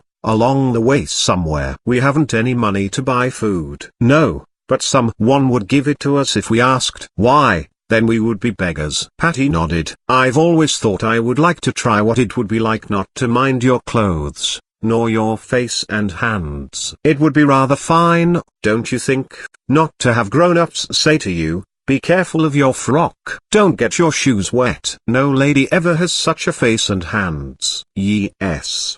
Doubtfully from Marian. Suppose we should get lost and never find our way back. We couldn't if we kept a straight road. We might meet a princess in disguise, riding in her carriage, and she might take us in with her. I should like to see a real princess. My father has seen one. I don't believe it. He has. Cross my heart. He wrote to Grandma about her and said she looked like anyone else. Then she couldn't have been real princess, said Patty triumphantly. My father doesn't tell stories, I thank you, said Marian indignantly. You don't know whether he does or not. You don't know him, retorted Patty. Marian gave her one look, arose from where she was sitting, and stalked into the house. Patty was at her heels in a moment. Oh, please don't get mad, she begged. Marian made no reply for a moment.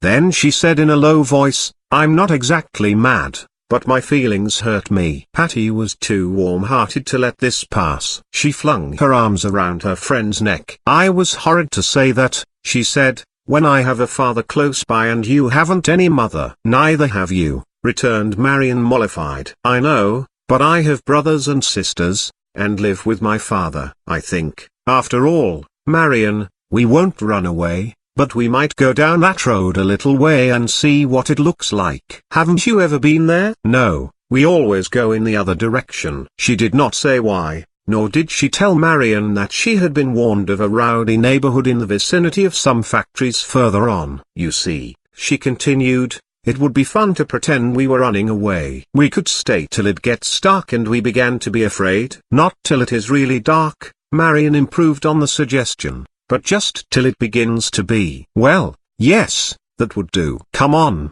let us start. Don't you think we ought to take some lunch?" "Well, maybe, though I would rather trust to luck. It would be much more exciting." "I think I will take 5 cents that I have, and then if we don't see any chance of getting something to eat we can buy enough to keep us from getting very, very hungry." So saying, she ran toward the house. "Bring Patty wee," called Marian after her. "All right," answered Patty the Big from the doorstep. She came out again directly with the money clasped in her hand, and bearing Patty wee. "I suppose we mustn't go near any children," said Marian as they started off, "for we might give them the whooping cough." "I'm sure I don't want to go near any," replied Patty independently. "See, the road we are going to take leads right past the chapel and down that hill." "What are those chimneys sticking up there at the foot of the hill, where all that smoke is coming out?" "They are the chimneys of the factories." "What kind of factories?" "Oh, some kind. I don't know. We can ask when we get home if you would like to know." She hurried Marian past the big factory buildings from which issued a clattering noise of machinery,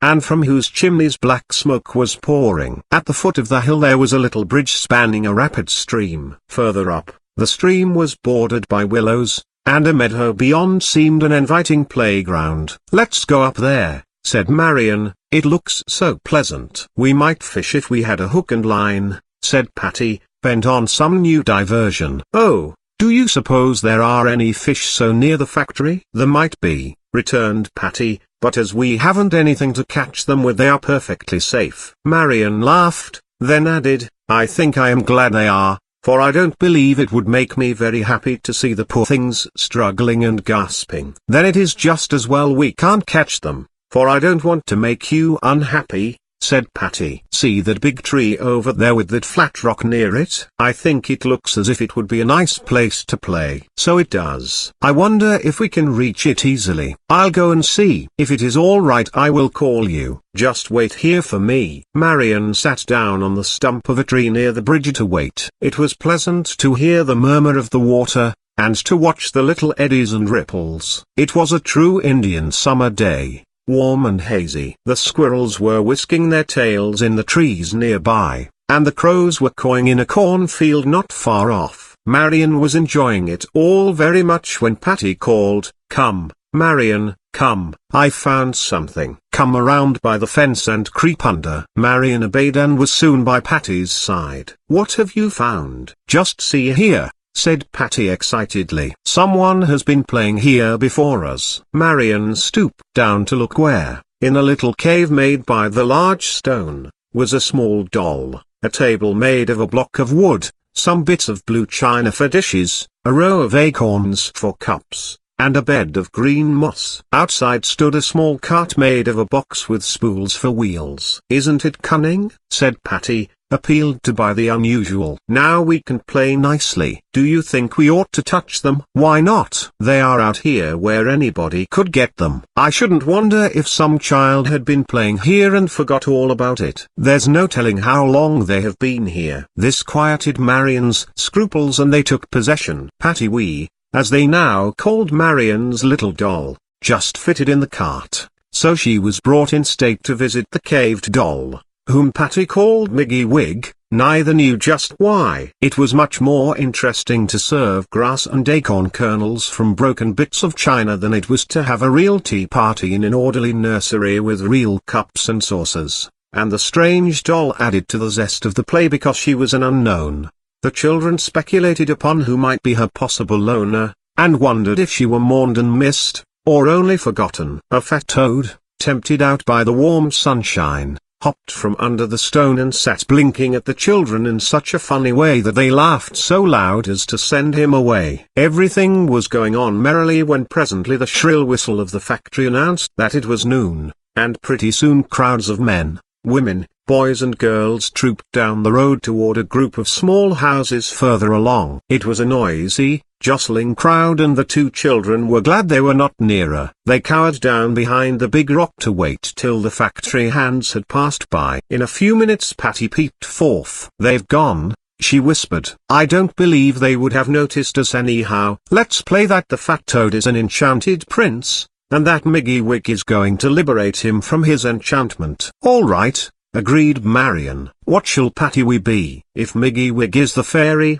Patty Wee can be the princess who will wed the prince. Now Miggy Wig and I are going to gather 3 kinds of herbs to make the charm," said Patty. Marian was delighted. She had but lately entered the wonderful region of fairyland, but under Patty's guidance was becoming very familiar with its charms and enchantments. Patty and Miggy Wig hied forth to gather the 3 kinds of herbs while Marian kept watch with Patty Wee. It was now so quiet that the toad ventured out again. Patty had dubbed him Prince Puff, a very fitting name, the girls agreed. Marian was watching him as he did his funny act of swallowing, shutting his eyes and looking as if he meant to eat his own head. Patty said, when suddenly voices sounded behind her, angry voices. "Well, ain't that cheek?" cried someone. Marian looked up and saw 2 shabby-looking girls about her own age. She quickly rose to her feet, letting Patty Wee slip to the ground. The other Patty was some distance away. "What business have you got here?" said the taller of the strange girls,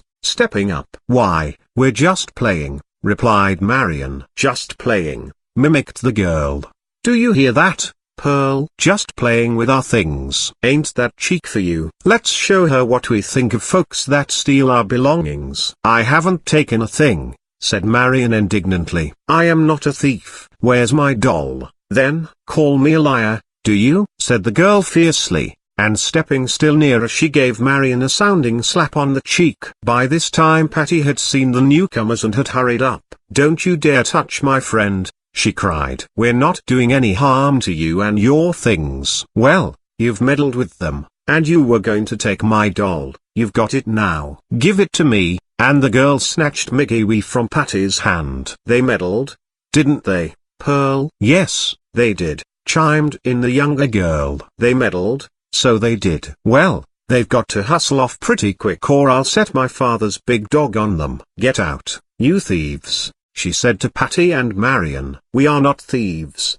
replied Patty indignantly. "What were you doing with my doll, then?" "I didn't know it was yours. I didn't know it belonged to anyone." "Oh, you didn't?" in sarcastic tones. "Perhaps you thought it grew here like that, the weed. You look green enough to think that." Patty clenched her hands and bit her lip to keep from making an answer which she knew would only aggravate matters. She drew herself up and gave the girl a withering look. Then she turned to Marian. "Come, let us go," she said. "Oh, you think you're very grand, don't you?" said the girl teasingly. "Well, you're not, and I can tell you we're not going to let you off so easy. You've got to pay for the use of our playhouse." "I'll take this in pay," and she grabbed Patty Wee from Marian. "Oh, no, no," cried Marian in distress. "You can't have my doll." "I can't I? I'll show you whether I can." And the girl faced Marian so threateningly that she shrank away. Then Patty thought of a device. "You'd better not come too near us,"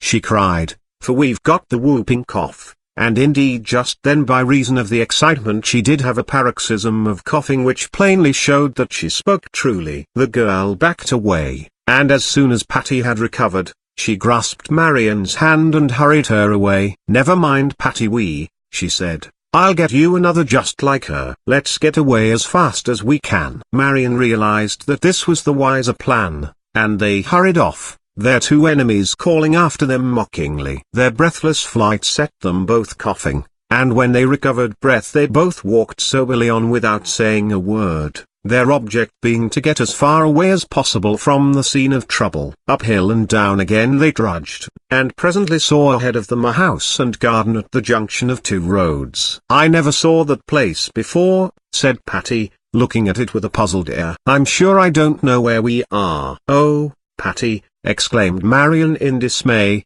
"are we lost?" "Well, no, not exactly. We'll stop at that house and ask the way." As they approached they saw that the front of the house was a small country store, so they went around to the door and opened it. A bell jangled sharply as they entered, and from somewhere in the rear a woman came forward. "What's wanting?" she asked. "Will you tell us how far we are from Revel?" said Patty. "We want to go there, to the college." The woman looked at her with some curiosity. "It's about 3 miles. She said. "You go up this road and turn to your left about a mile on, just before you come to the factories. You pass by them and keep straight on." "Thank you," said Patty. Then seeing piles of rosy apples, boxes of crackers, and such eatables, she realized that she was very hungry. "Will you tell me what time it is?" she said. The woman looked up at a big clock over the door. "It is after 2, she said. "About 1/4 past. "Oh, dear." Patty looked at Marian. "We can't get back to dinner." Suddenly all the joys of a gypsy life faded away. She looked at the apples,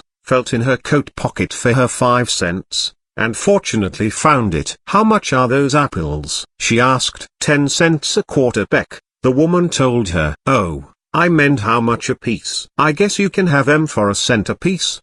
They'll be about 10 in a quarter, I expect." "Then I'll take 2. The woman picked out 2 fine red ones and handed them to her. "I have 3 cents left," said Patty. "What shall I get, Marian?" Her eyes roved along the shelves. "That's soft mixtures." "Nice," said the woman, "and it's right fresh." "Can I get 3 cents worth?" "Oh, yes." "Then I'll take it." The woman took down a box of mixed cakes and weighed out the necessary amount. Patty gave the 5 cents and the 2 little girls left the store. "I never was so hungry," said Patty, her teeth immediately seeking the apple. "Nor I," said Marian, following her example. And they trudged along munching the apples till they reached the top of the hill. They could see the factory chimneys in the distance and knew they could find their way, though both dreaded to pass the neighborhood of the rude girls who must live near the factory. They almost held their breath as they approached the spot, but they got by safely,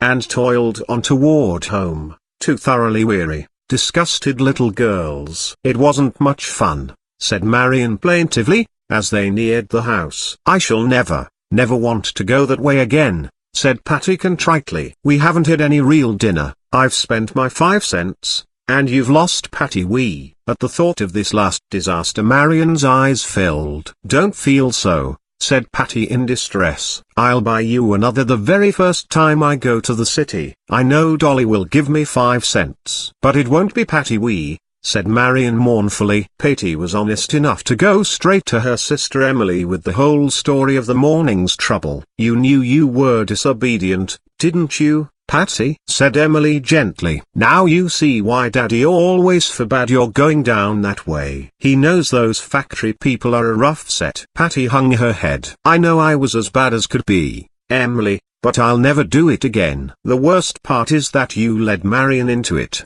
for she didn't know, as you did, that you mustn't go that way. You say those girls struck her, and took her doll away from her. I think she had the worst of it, and yet it was all your fault, Patty." "Oh, dear, I am wickeder than I thought," sobbed Patty. "What can I do, Emily, to make up for it?" "I will do anything you think I ought. I spent my 5 cents and I haven't any more to get another Patty. If you will go without dessert for a week I will give you 5 cents to buy another doll. I think you have had punishment enough otherwise, but you can't make up to Marian for having those girls treat her so." Patty's tears flowed afresh, but she agreed to give up what meant a great deal to her. However, the 5 cents did not go toward buying another Patty, for when Patty told her brothers of the morning's adventure, they looked at each other knowingly, and a little later on plotted together in the shed. So a few days after they triumphantly appeared with the lost Patty which they restored to the delighted Marian. They would never tell how they recovered the doll,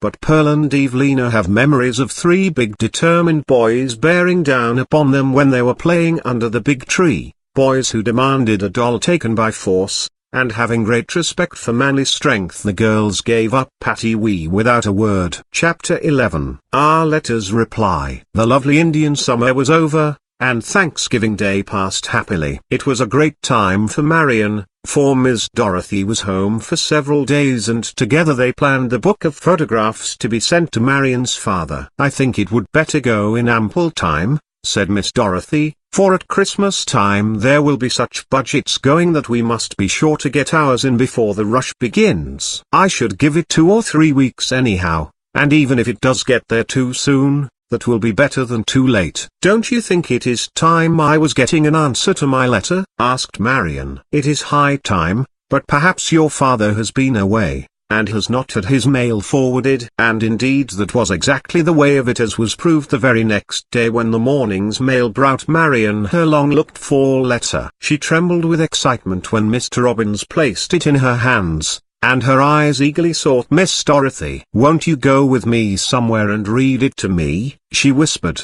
Miss Dorothy hesitated. "Perhaps your father has written it for your eyes alone. But suppose I can't read it?" "Well, then we'll go to my room and you can open it there. If you can't read it I'll help you out. Will that do?" "Oh, yes, thank you, dearest Miss Dorothy." Marian had learned from Patty to use many endearing terms. They went upstairs to the pleasant front room with its pretty paper and hangings of roses on a creamy ground, and by the window they sat down while Marian carefully opened the envelope. As she unfolded the sheet of paper it held, something fell out in her lap. "It is a photograph of Papa," she cried as she picked it up. "I never had one of my very own, and see, Miss Dorothy, the letter is typewritten so I can read it quite easily, but please sit by me while I see what he says." It was a long, loving letter in which the writer spoke of the pleasure it had been to him to hear from his little daughter, of how her accounts of her daily life had taken him back to his own childhood, and of how often he thought of her and longed to see her. "If I thought it best, my dear little daughter," he said, "I should not let the ocean roll between us. Though some day I hope you can come to me if I may not go to you." There were many more things, entertaining descriptions of the places to which he had lately been, accounts of his doings and his friends, the whole ending with a request that Marian would write as often as she could. As she finished the closing lines Marian held out the letter to Miss Dorothy. "Do read it," she said. "I know he would not care. There isn't anything in it that you mustn't see. I'd like you to read it out loud to me, Miss Dorothy. I can't quite get the sense of it myself." So Miss Dorothy did as she was requested and agreed with Marian that it was a very nice letter, that her father did love her, and that the reason he did not come home was because he felt he would not be welcome. After this it was an all-important matter to get the photographs ready to send and to write a letter in answer to the one Marian had just received. Patty was very much interested in the photographs, for besides those taken in Greenville of Marian and the cats in the garden, of Marian at school, in the sitting room with her grandparents, in her own room and in Mrs. Hunt's kitchen, there were a number taken in Revel where various members of the Robbins family appeared and where Patty herself was always a conspicuous figure. But the very last one was of Marian alone with arms outstretched and face upheld for a kiss. Under it was written, "A hug and kiss for you, dear Papa, when you come back to your little Marian." This was the child's own idea, and Miss Dorothy carried it out as well as she could. "Just think," Marian said to Patty, "how much better I know my Papa, and I shall keep on knowing him better and better." "Shall you show your grands the photographs, and the one of him?" asked Patty. "Yes," returned Marian thoughtfully, "Miss Dorothy thinks I ought to, and that I shall have to tell about my writing to him. I think Grandma will be glad, and maybe Grandpa will be, too, though he won't say so." Miss Dorothy, overhearing this wise remark, smiled. She quite believed that both Mr. and Mrs. Otway would be glad. As the days were getting both colder and shorter, Miss Dorothy decided that, for the present at least, she must give up coming home every week, and must wait till the Christmas holidays before seeing her family again. On the day she announced this she said also that Mrs. Otway had said that Marian had stayed away long enough. Miss Armirabelt was getting better and her sister could now help with the sewing, especially as a niece was coming to help her. So as Marian needed a new frock, she must come home the following Monday with Miss Dorothy. Mrs. Hunt had said she was longing for a sight of her chickadee. Mr. Otway had remarked that it would be pleasant to hear a child's voice in the house once again, and so Marian must go. Patty was in tears at this news, and Marian herself looked very sorry. "Don't you want to go?" asked Miss Dorothy. "Tippy and Dippy are very anxious to see you, and so is Rosamond. I saw her sitting in your room all alone the other day, and she looked very forlorn." Rosamond was Marian's big doll. "I told Ruth you were coming back, and she said, 'Good, good. Give my love to her and tell her I am crazy to see her. I've had the whooping cough and I'm not a bit afraid of her.'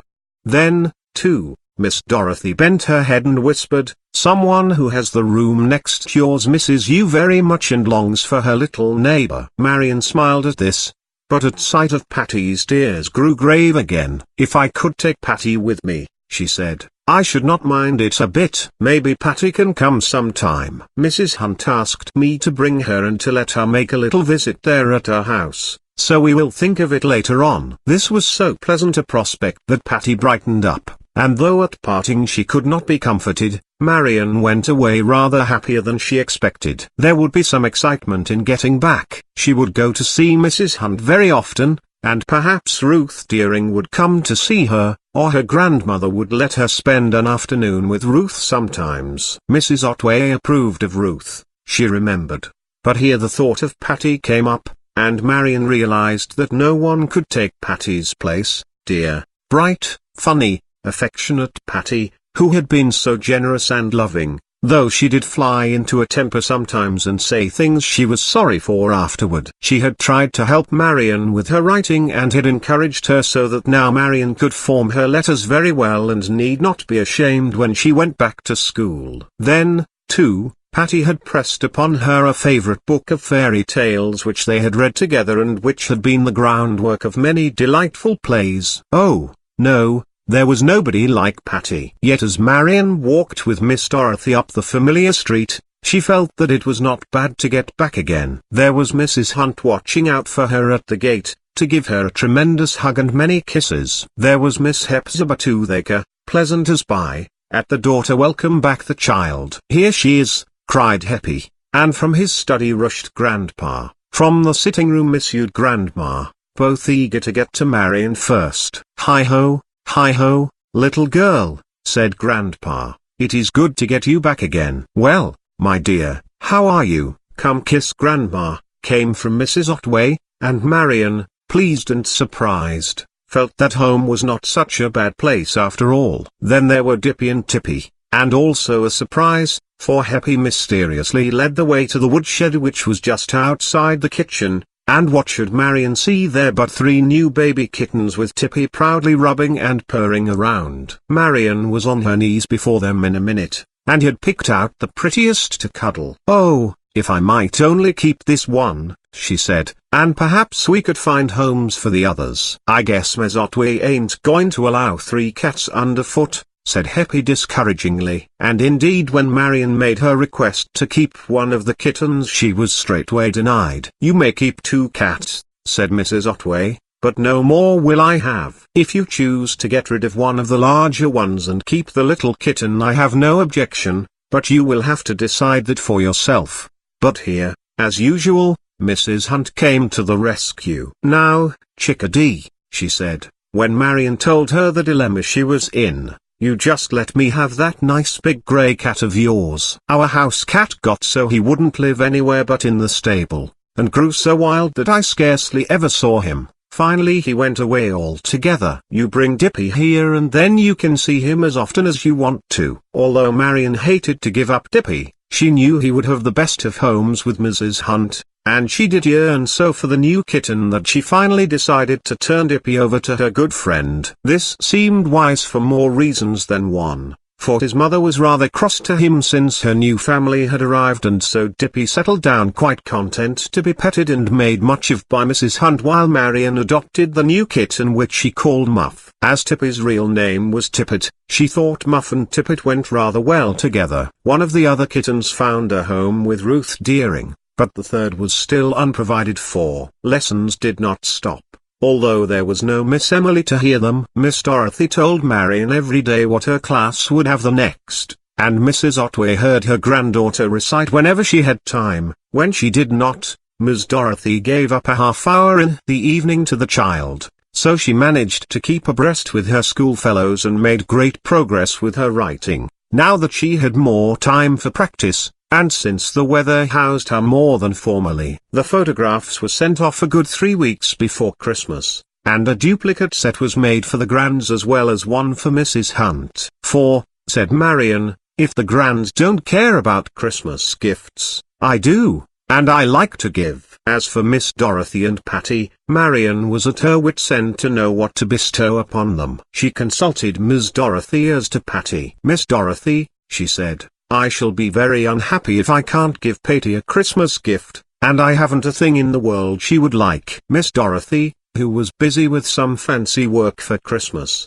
did not reply for a moment, and Marian could see that she had on her thinking cap. "Yes, you have something," presently said Miss Dorothy, "you have the third kitten." "Oh, Miss Dorothy, do you think she would like him?" "I am sure she would be delighted." "But won't the dogs eat him up?" "No. They're not allowed in the house, and Jip is so intelligent that she will understand that neither she nor her puppies must touch the kitten."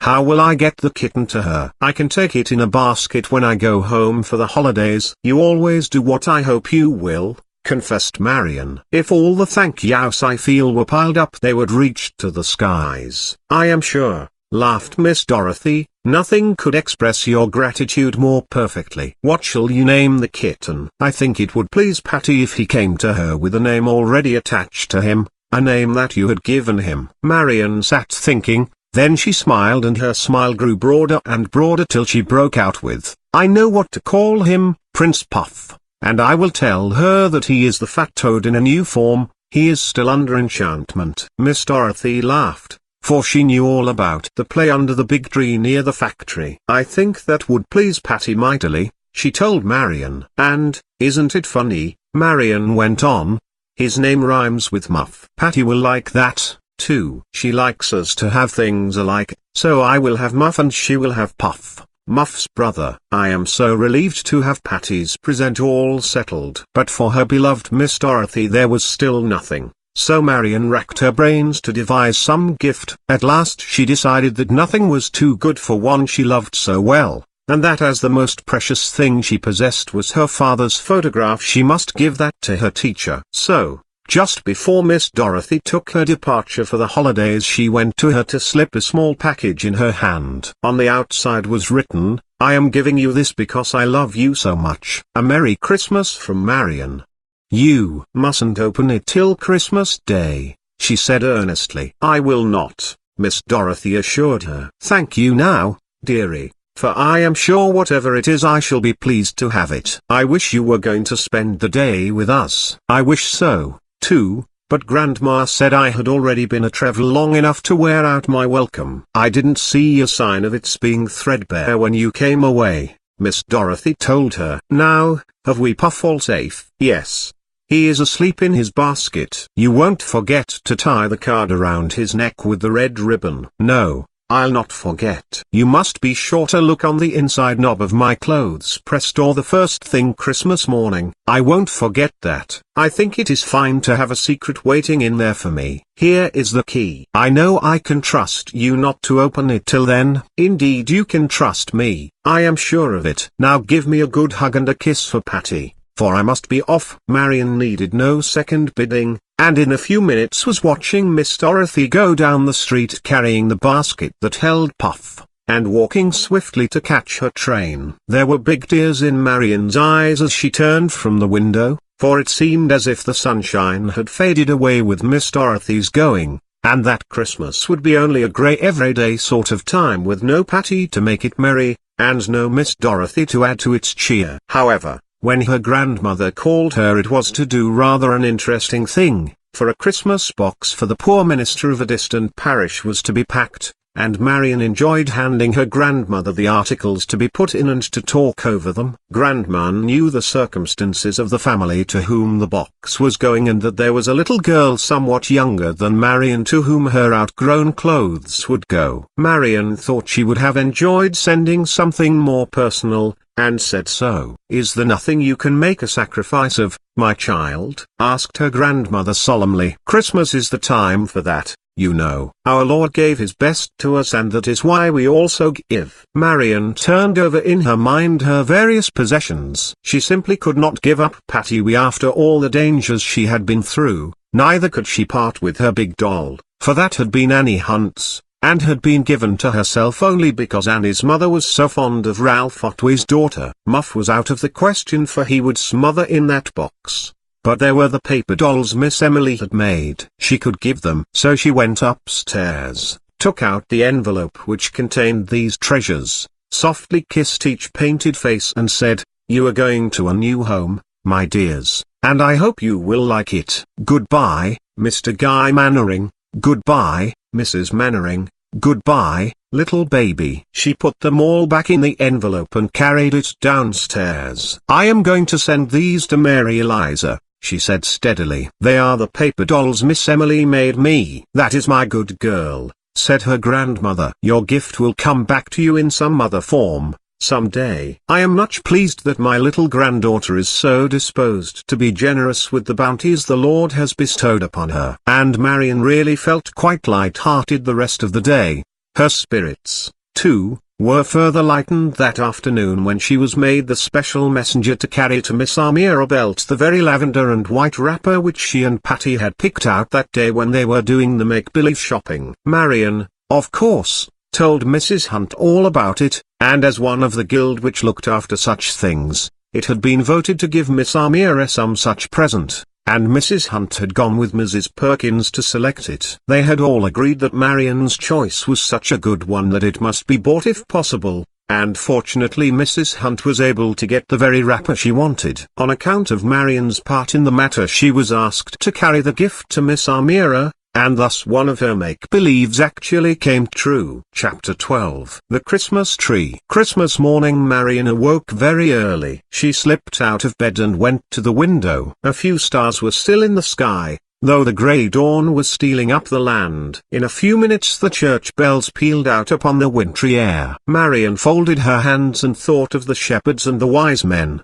the little infant Jesus in the manger and all the rest of the beautiful story. But it was cold by the window and she determined to get back into bed till she should be called. Then she suddenly remembered that this was first thing in the morning and that she need not wait to open Miss Dorothy's locked clothes press. She could find out what was there. So she softly struck a match, lighted her candle and tiptoed across the floor, first taking the key from its place on the mantel. For a moment a wild hope came to her that it might be a Christmas tree, a little one, behind that locked door, but that idea faded away, for she remembered that Miss Dorothy had said, "I would like to set up a Christmas tree for you, dearie, but it is your grandma's house and I would not have the right to do it if she disapproves, and so it could not possibly be a Christmas tree." She set down her candle, unlocked the door and felt for what should hang on the knob inside. As she did so she smothered a little cry of delight, for her hand grasped a well-filled stocking. Quickly unfastening it, she scurried back to her room with the treasure. In another moment she was snuggled down under the warm covers examining the contents of her stocking. It held all the foolish and pleasant things which such stockings usually hold, and to these were added sundry little gifts. A note pinned on the outside read, "Dearest Marian, I hope you will like your stocking. It is exactly such as Patty will have, and I know you will be pleased to have it so. A Merry Christmas from all of us at Revel. Lovingly yours, Dorothy Robbins." A stocking just like Patty's. What joy! Perhaps at that very moment Patty was looking at hers. It was so delightful to open the small packages, to find a beautiful paper doll from Miss Emily, a funny cheap toy from each of the boys, a silly monkey, a quacking duck and a jumping jack, a little fairy tale book from Patty, and oh, wonder! the Roman sash from Miss Dorothy. Even Mr. Robbins and Aunt Barbara had contributed, the former a little purse with a 10-cent piece in it, and the latter a box of her famous nut candy.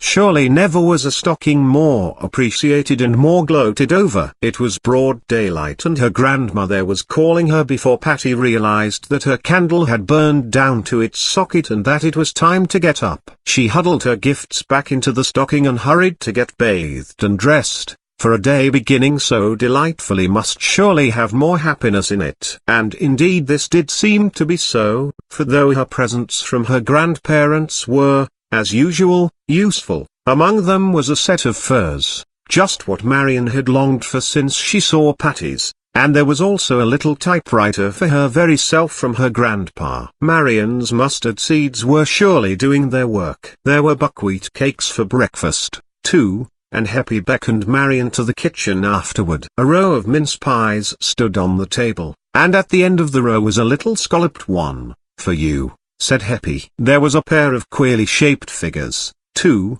among the ginger snaps. Happy gave a funny chuckle as she picked them out. I guess nobody'd know what they're intended for, she said. I guess I won't go into the sculpting business, for I find I'm no hand at making figures.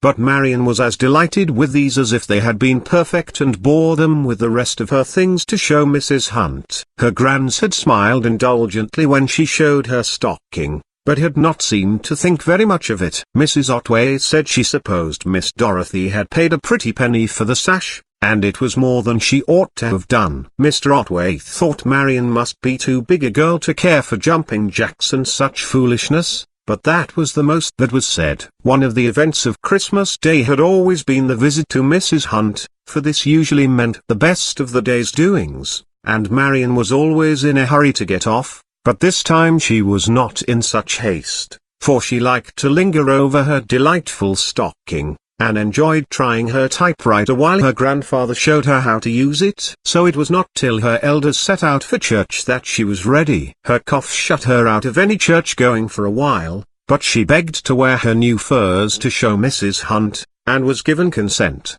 The church bells were all ringing as she entered Mrs. Hunt's door. I thought you wouldn't get here at all, said Mrs. Hunt in response to Marian's Merry Christmas. I was getting real anxious about you. Come right in out of the cold.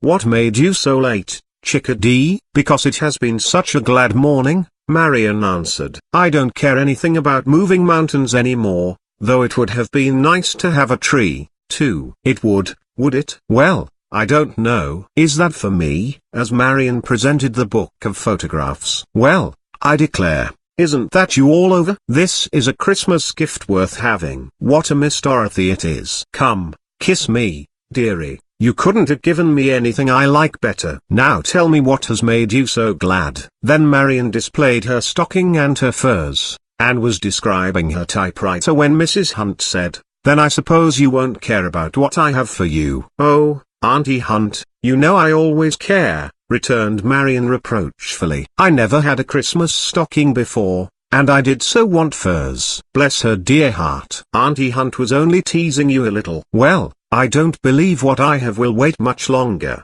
so perhaps we'd better go look at it. And she led the way to the parlor. Marian wondered at this, for she was not such a stranger as to be taken there even upon such a day as Christmas. What could Mrs. Hunt have in there that she couldn't bring into the sitting room? She had always had Marian's present and her little basket of goodies set on a side table, and why must they be in the parlor today? She wondered, too, why Mrs. Hunt fumbled at the doorknob and rattled it a little before she went in, but when she saw at the end of the room a bright and dazzling Christmas tree, she forgot all else. It was such a glittering, shining affair, all wonderful ornaments and gleaming tinsel, and was a joy to look upon, from the flying angel at the tip-top to the group of sheep on a mossy pasture at the foot. The impossible had happened. Faith and works had triumphed. The might of the mustard seed's strength had been proved, and Marian dropped on her knees before the marvelous vision. Oh, I am so happy,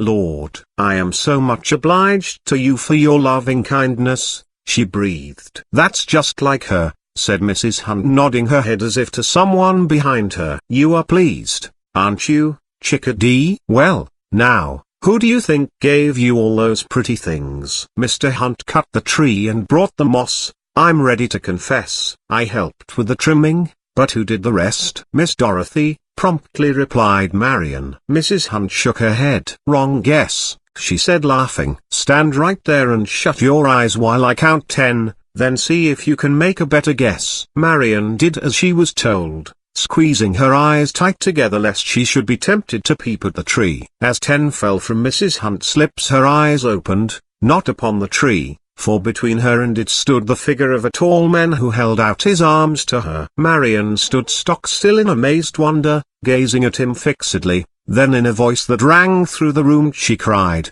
"Papa, Papa," and in an instant his arms were around her and she was fairly sobbing on his breast. "It's almost more than the child can bear," murmured Mrs. Hunt, wiping her eyes. "I don't know that it was right to surprise her so. Maybe it would have been better to prepare her." But Marian was herself in a little while, ready to hear how this wonderful thing happened. It was all on account of that little book of photographs.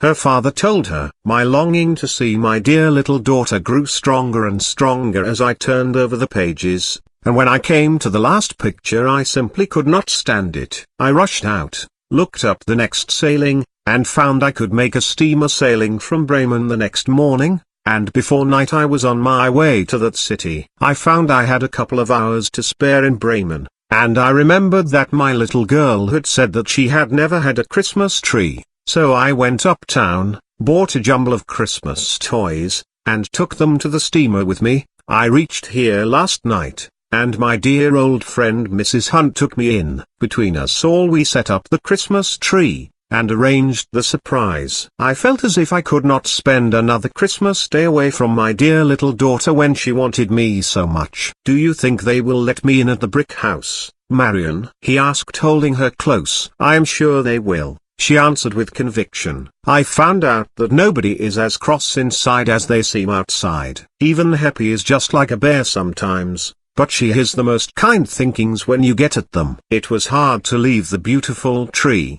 but even that was not so great and splendid a thing as this homecoming of Marian's father, and when the churchgoers had all gone by, the two went up street together, hand in hand. At the door of the brick house they paused. "Tell them I am here and ask them if I may come in, Marian," said her father, as he stood on the steps. Marian went in, and entered the sitting room. Her grandmother was taking off her bonnet. "It was a good sermon, my dear," she was saying to her husband. "Peace and goodwill to all men, not to some, but to all, our own first." She smoothed out her gloves thoughtfully. "8 years," she murmured. 8 years. Marian stood in the doorway. "Papa has come," she said simply. "He is on the doorstep, but he won't come in till you say he may." With a trembling little cry her grandmother ran to the door. Mr. Otway grasped the back of the chair behind which he was standing. His head was bowed and he was white to the lips. "Tell him to come in," he said. Marian ran out to see her grandmother, her grave, quiet, dignified grandmother, sobbing in her son's arms, and he kissing her bowed head and murmuring loving words to her. "Grandpa says please come in," said Marian, giving the message with added politeness, and with one arm around his mother and the other grasping Marian's hand, Ralph Otway entered his father's house to meet the hand clasp of one who for more than 8 years had forbidden him entrance. The remainder of Marian's day was spent in making visits to Mrs. Hunt's parlour and to her grandmother's sitting room. When the grown-ups' talk began to grow uninteresting and herself unnoticed, she would slip away to gloat over the Christmas tree. Then when she had firmly fixed in her mind just what hung on this side and on that, she would go back to the sitting room to nestle down by her father, or to turn over the contents of her stocking. It was during this process that she heard part of a conversation which interested her very much. "Herbert Robbins wrote me not long ago to ask if I could suggest a fitting man for one of the engineering departments of the college," said Grandpa Otway. "I told him I would consider the matter, and if anyone occurred to me I would let him know. How would you like the work, Ralph?" he went on in his measured tones. "Revel is not far away. It is a progressive college in a pleasant community." Marian laid down her stocking and came nearer. "I should like to look into the matter," said her father thoughtfully. "I would advise your seeing Robbins," said his father. "He can give you the particulars." Then he added somewhat hesitatingly, I should be pleased to have my son one of the faculty of my own college. Marian's father looked up brightly. Thank you, father. That settles it. If it is as good a thing as now appears, I shall not hesitate to accept if I am given the opportunity. Are you going to see Patty? Whispered Marian. And couldn't I go, too? Her father looked down at her with a smile. I'd like you to go if your grandmother is willing. Therefore, before the holidays were over, Marian had the pleasure of showing off her new furs as well as her dear papa to Patty and the rest of the Robinses. And before she came back it was settled that her father was to go to Revel to live. Beyond that, nothing of much consequence was decided at that time. Patty and Marian were jubilant over the arrangement. Perhaps you will come here to live some day, Patty said to her friend. I wish I could,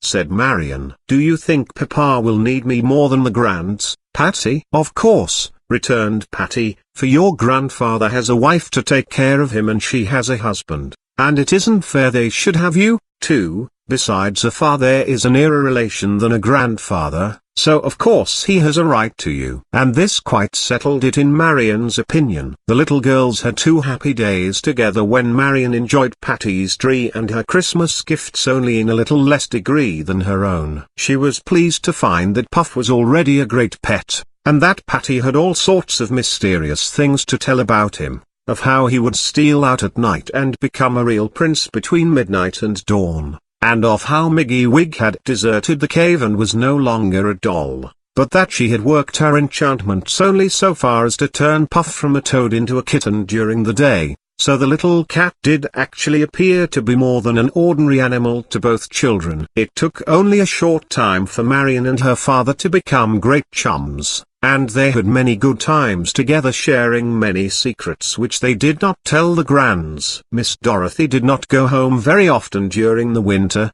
so on Saturdays and Sundays when her father came home from Revel, Marian took many pleasant walks with the two. Sometimes they made an excursion to the city, when real shopping took the place of make-believes. Marian went back to school after the holidays and never failed to stop every day to see Mrs. Hunt. It was in the spring that she learned from this good friend that her father did not tell her all his secrets, for one day when they were talking of that happy Christmas day, Marian said, "What do you suppose Miss Dorothy did with the Christmas gift I gave her? I have never seen it anywhere and she has never said a word about it." "What was it?" asked Mrs. Hunt. "The photograph of Papa that he sent me. I wanted to give her something very precious and that was the best thing I had." To Marian's surprise, Mrs. Hunt threw back her head and laughed till the tears came, though Marian could not see that she had said anything very funny. When Mrs. Hunt had wiped her eyes, she remarked, "We shall miss Miss Dorothy next year." "Why, isn't she coming back to teach?" asked Marian in dismay. Mrs. Hunt shook her head. "Oh, why not? Ask your papa, he knows," said Mrs. Hunt, laughing again. But before Marian had a chance to do this, Patty came to make Mrs. Hunt the long-promised visit, and it was Patty who guessed the secret. "Did you know that Miss Dorothy is not coming back here next year?" was one of Marian's first questions. Patty nodded. "I heard her say so to Emily." "Then you will have her and I shall not," returned Marian jealously. "Oh, yes, I think you will have her as much as I," returned Patty, "for she is making all sorts of pretty things and I think she is going to be married." Be married? Such a possibility had never occurred to Marian. "Oh, dear," she began, then she brightened up as she thought perhaps it might be the new rector Miss Dorothy was going to marry. In that case she would be living in Greenville. She remembered that the young man often walked home with her teacher. It would be a very nice arrangement, Marian thought. "Is she going to live in Greenville?" she asked, feeling her way. "No." Patty laughed. "I don't think so." "Then perhaps the young rector was going to another town." "Has she told you where she is going to live and who she is going to marry?" asked Marian, coming straight to the point. "No, but I know she is going to live in Revel, and I hear her and Emily talk about someone named Ralph." Patty put her hand over her mouth, and looked at Marian with laughing eyes. Why, Marian looked at Patty for further enlightenment. But Patty was only laughing. "Why, that's my papa's name," said Marian. Patty nodded. "That's just who I think it is." And that was precisely who it was. The end. Thank you for listening Free Audiobooks channel. If you like the audiobook, please do not forget to click like and subscribe buttons.